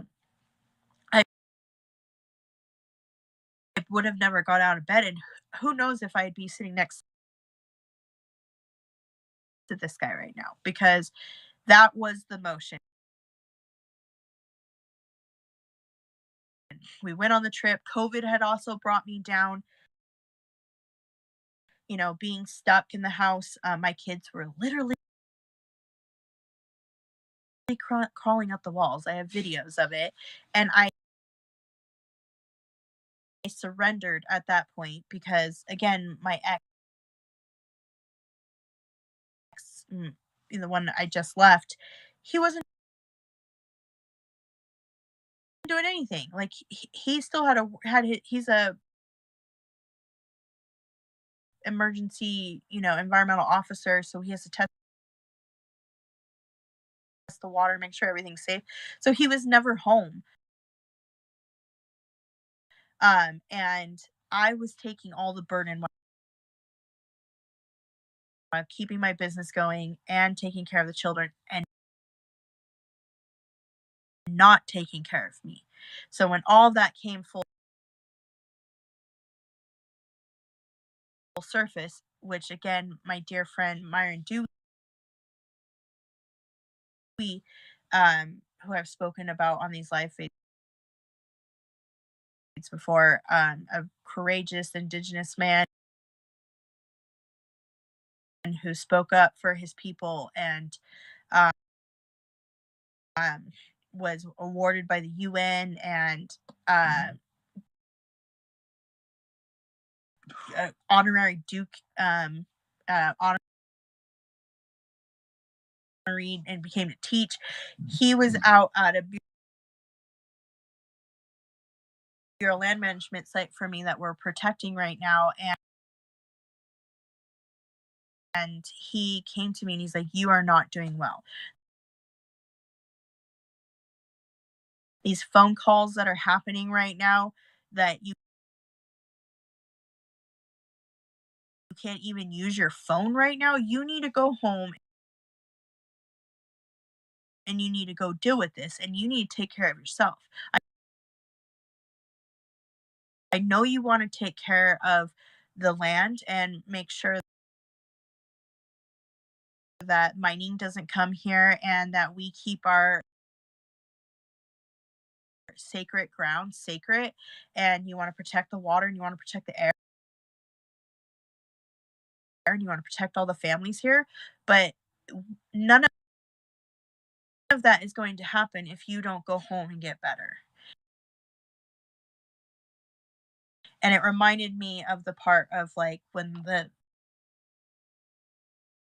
we're on the airplane and they say, please put the oxygen on yourself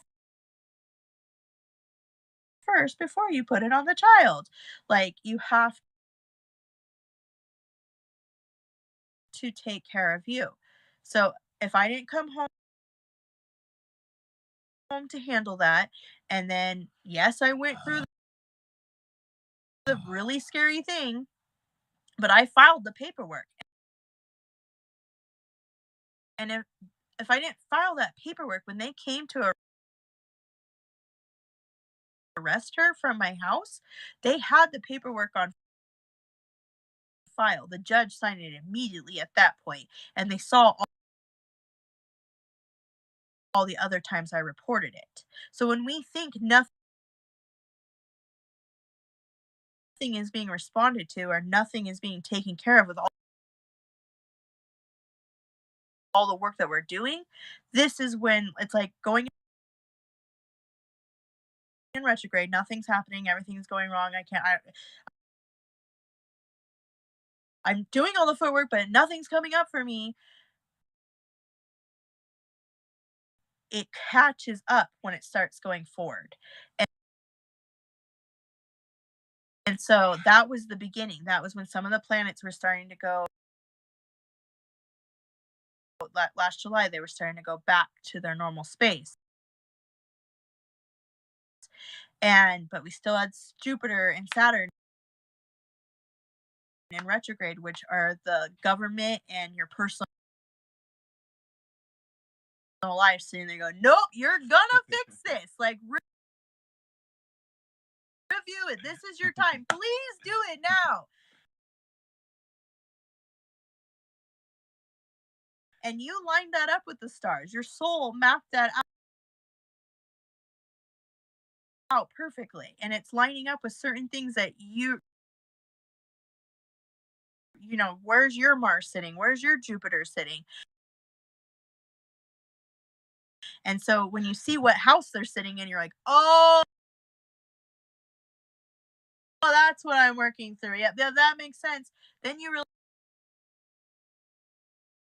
realize, oh, I planned this out. Okay, now I can do the work. And so I started getting encouraged again, and moving forward, we started dreaming about a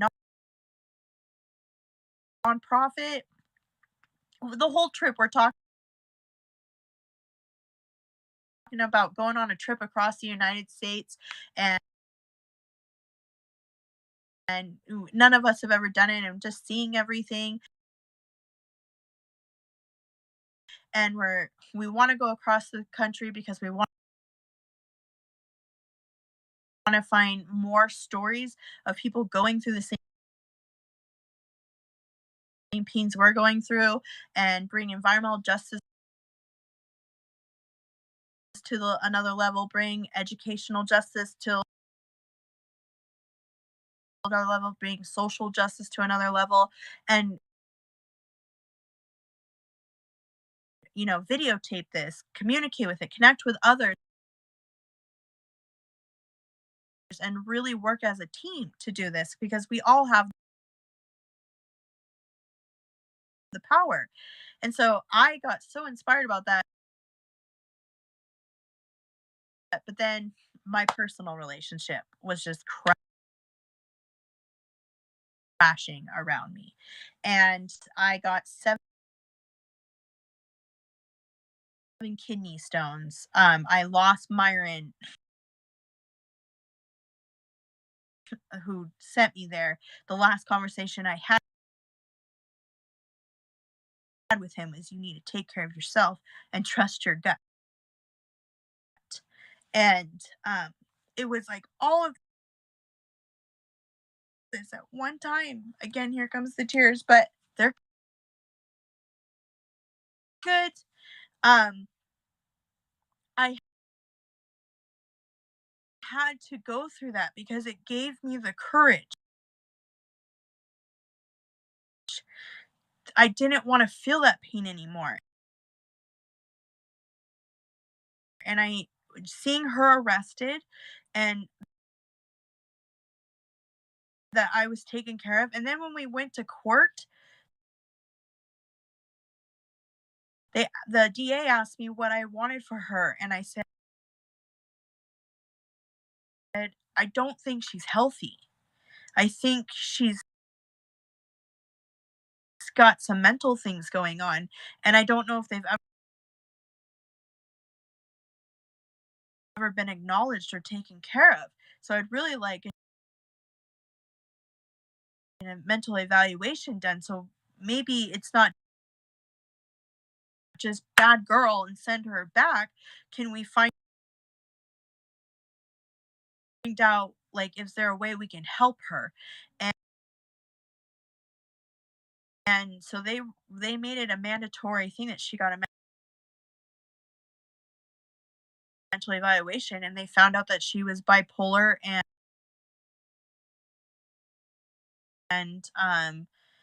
it was like it wasn't schizophrenic, but it was something like up there, where she the same thing that Amber Heard was. I don't remember what she was. When I was watching that trial, I was like, this is like my life. But she literally was sitting there in the courtroom, and I stood up and I said, I don't have a pain. I don't hate you. I don't disrespect you. I understand that you were passionate about something and you're having a hard time right now mentally. Like my hope for you is to take this help that the courts are doing for you right now. That mental evaluation brings you some answers, because then she had to come in weekly and show that she was doing the medication. She had to do the therapy. And I don't know how she's doing now, but I really, yeah, bipolar personality disorder. Yeah. Um, I'm hoping she's doing better. Like, that is my goal. That part is what is the biggest part for me is that when something comes to us, it was mirroring my fear inside of me as well. His parents have millions of dollars. For 7 years of my life, I was constantly looking over my shoulder. So when she showed up, it was like, oh, it's here now. But I was able to use my voice. I did all the footwork and it paid off. And I've seen this over and over again. So here we are, round circle, coming up, like I said, like that medicine wheel, you go on this journey. I come to the other end and meet this guy and go across country to get him. As we open the nonprofit we were talking about, videotaping these stories that we want to talk. A lot of you went with us. But this was something that my kids and I were, and my niece were visualizing a year ago. I didn't even know him. It just brought all of it together. But if I didn't go through the pain, if I didn't acknowledge that this was a lesson and that I need to learn something from it, I would have not gotten to where I am right now. So now when things come up, like right now, what we're working through is like, oh, like that aggravation. But both of us are okay. So what are we learning from this? What can we do? What footwork and what can we, you know, let go of? And isn't everything a mental health talk? So just right. So I know you're new here, so thank you for popping in. What I talk about on these live streams is emotional intelligence. It's being able to have a different perspective on why you have the reactions that you do, why you have the perspective on your emotions that you do, with the intention of you showing up for yourself, being able to be consistent with yourself, and to be able to speak your truth and to get more truthful people and loving people around you. Jen is a shaman, is a medium, is a coach as well. And we have conversations from different angles. So that's it basically is our we're storytellers just like you. We're storytellers, and this is to offer a different perspective, because a lot of us are going through difficult times right now and are going through complications and are removing friendships and relationships. And a lot of people right now, the reason, like somebody earlier said, I feel stuck, it's because you have to know how to define yourself and you have to make sense of everything, and everything has to have logic, and there has to be a reason why things happen. And if things don't have that, then we start to go crazy and lose our minds, and we start to be irrational and make bad decisions based off of I have to control my life and I have to know what's going on. So that's what this conversation is around. I think in a minute it'd be cool if we Yeah, get the toning for sure. get some We're gonna have dinner. I was starting to eat when you called me in. I had to go make sure my teeth were clear from the salad. But the part where I pinned a second ago, I want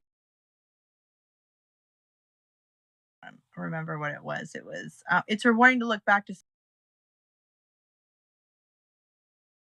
how far you've come. word. Again, that is retrogrades. You will definitely catch me from time to time on these live streams, remembering that, because it's been just a little bit over a year when I started doing these, and the first live streams that I was doing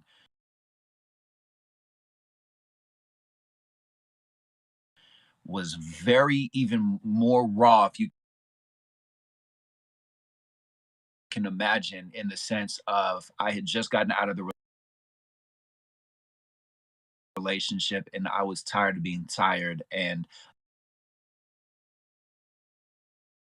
a lot of the energy was connecting with anger and connecting the anger to my joy and offering a different perspective to say, we're moving forward and we know what we're doing now, which turned into, as I was able to go on these streams and able to keep on doing this healing work, thanks to people like Angel Erica, who's in here, thanks to people Big like time. Flo, who was in here earlier, thanks to Jen here, and to other people that I've gotten healings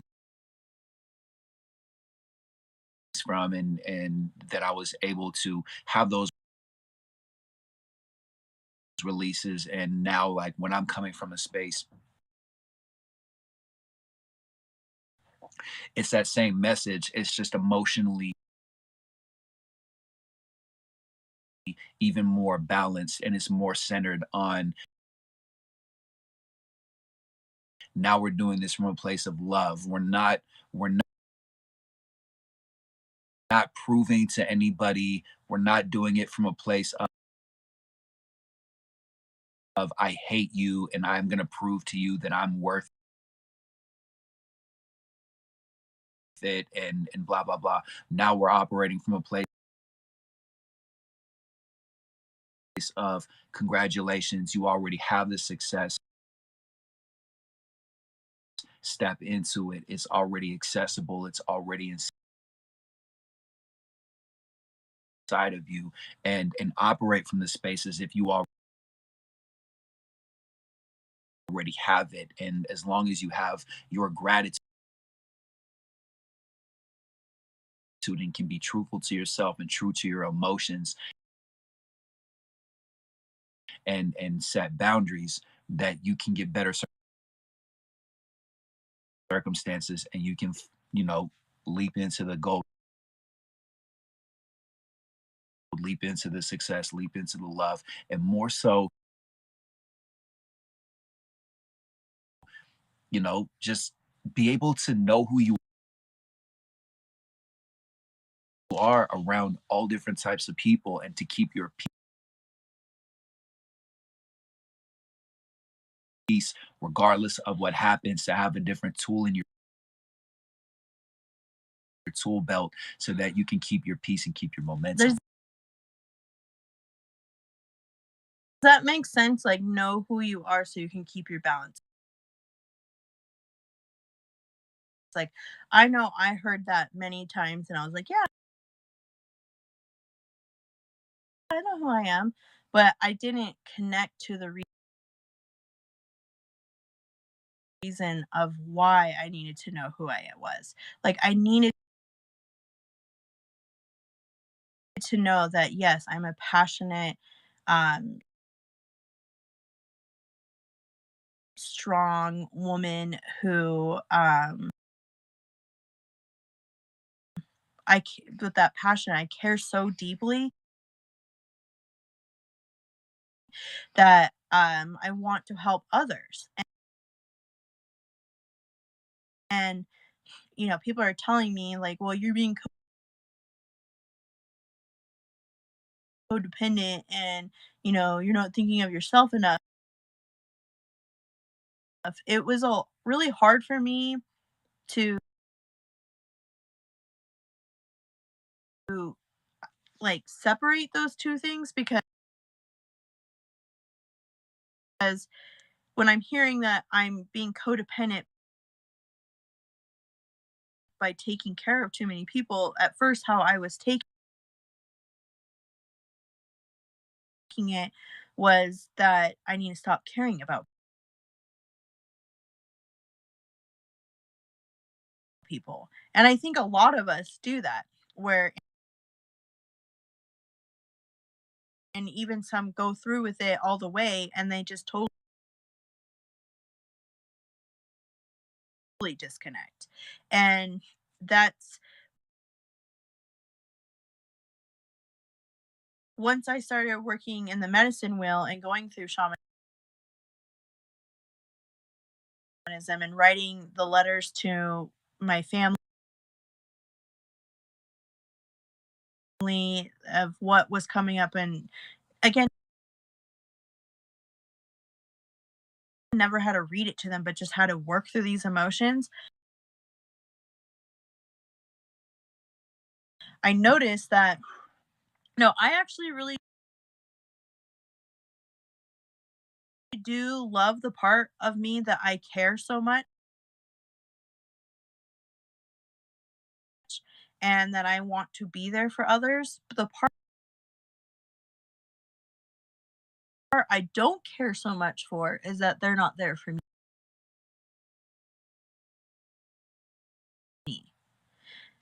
And I mean,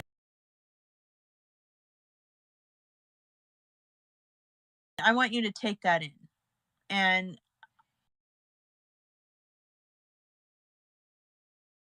for me, like another example is somebody said, if you're putting your hand out to help someone, you know, Nikki, put your hand in my hand so they can see it. So, right. And I'm like, okay, he's gonna help me. He's gonna pull me up, right? And I start going like this. And he's like, I don't want to go down. And I'm like, no, I'm not doing well. We're going down and you're coming with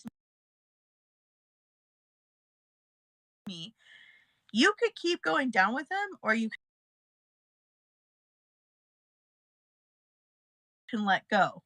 And that energy goes back up. And again, if you want a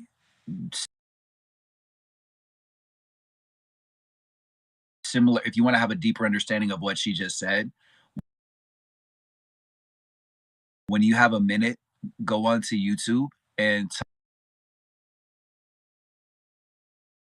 type in Snoop Dogg and type in bridging the gap. He's talking with another artist and he talks about that, how he gave people homes, he gave them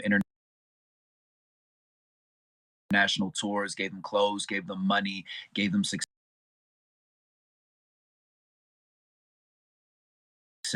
and they still blew it up because they didn't want it. And what we do, because we know these people, we care about these people, is we stop and we bend over backwards and we say, join me. I like this. I like this. Experience this. Look at this love. Look at how beautiful this is. And they're like, no, I hate that struggle with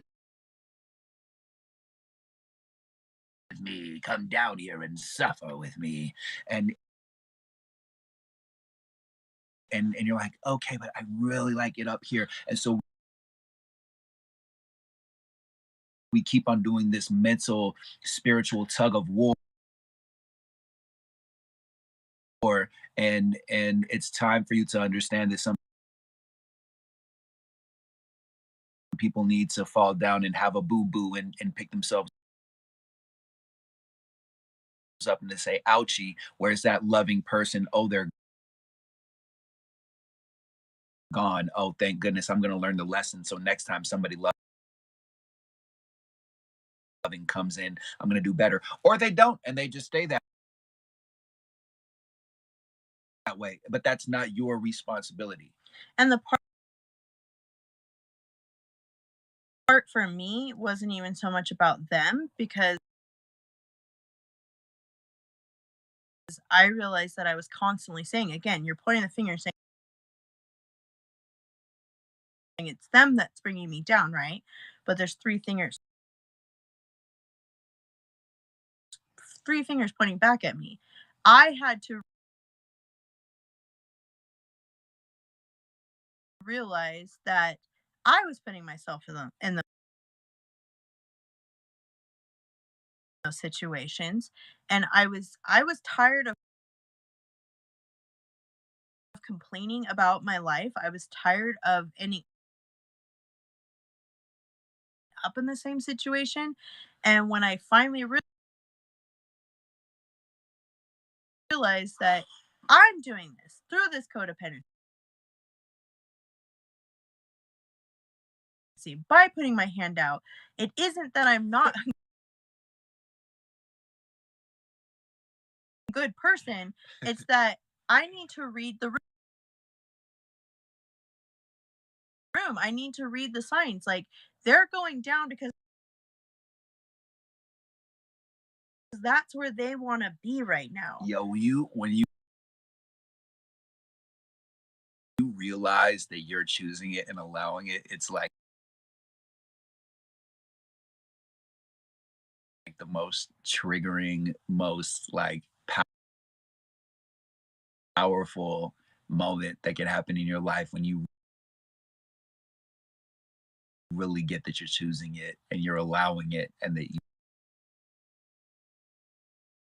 can stop allowing it. I want to have you slide over here so Okay.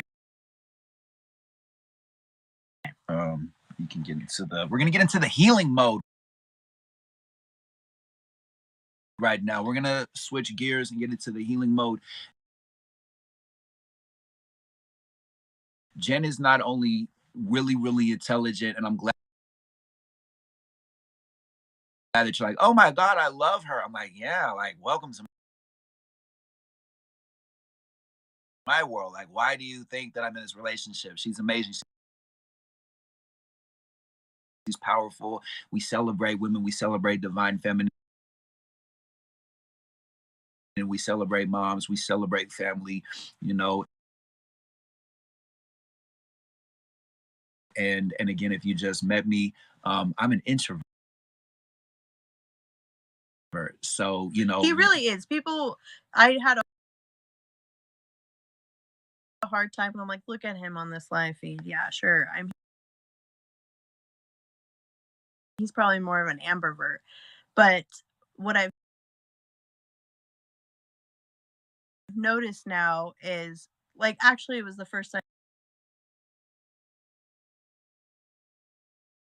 with kind of my healing, is one of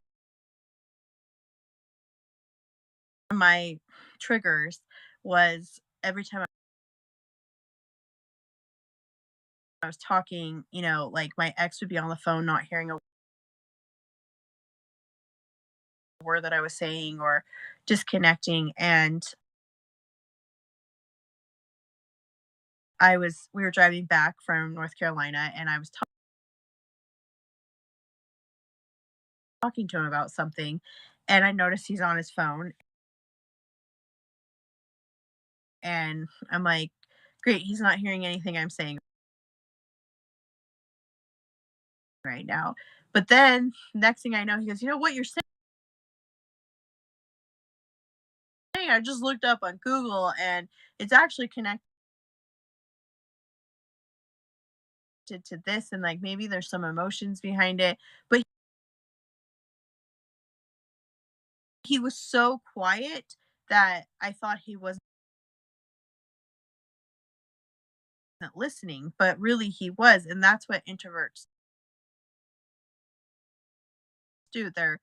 They're taking my middle son is one too. Like he'll sit there and take the information in, and he's not responding or giving me any other like human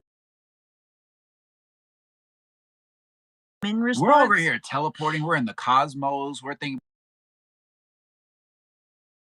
about all the different angles. We're like E equals MC square. Like we're thinking about all the different possibilities, going through all the different factors, solving for X. Like it's a lot. Yeah, and I am an ambivert, so I do kind of understand, because when I need to go inward, I need to go inward. Like, don't come find me for a little bit. But we met, well, officially, like we met in April, on TikTok, and but we officially met in person in August. Yeah. Yeah. So it's been quite a wind whirl, and with coming in and out of relationships, um understanding one another. But what's fascinating to me and what I'm so thankful for this relationship is I have someone that like speaks my language. So when I'm shutting down emotionally and, you know, rolling over on the side of the bed, and I don't want him to feel this emotion because it's not his problem, it's my problem. But he just like brought this issue up, and I'm gonna search it. I'm gonna go in, I'm gonna do my medicine work, and then he's like, "Well, let's talk about it now. Let's work on it." And I'm like, okay. And I know I do the same thing for him when he's sitting there and just no, oh, I'm good. I'm like, no, you're not. There's something coming Like up right now. like earlier today, and then she was the shaman who pointed out, oh no, like you're feeling the other person who you're booking, who booked time with you, like you're feeling her energy, and like that's what that is. And sure enough, when I got on the call and I had the conversation, that I saw what she was going through, and I was like, yeah, I'd be frustrated too. And we had a powerful, and that's actually why I'm here now. Yeah, I mean, he almost completely shut down because of those emotions. I felt weird. I felt and I communicated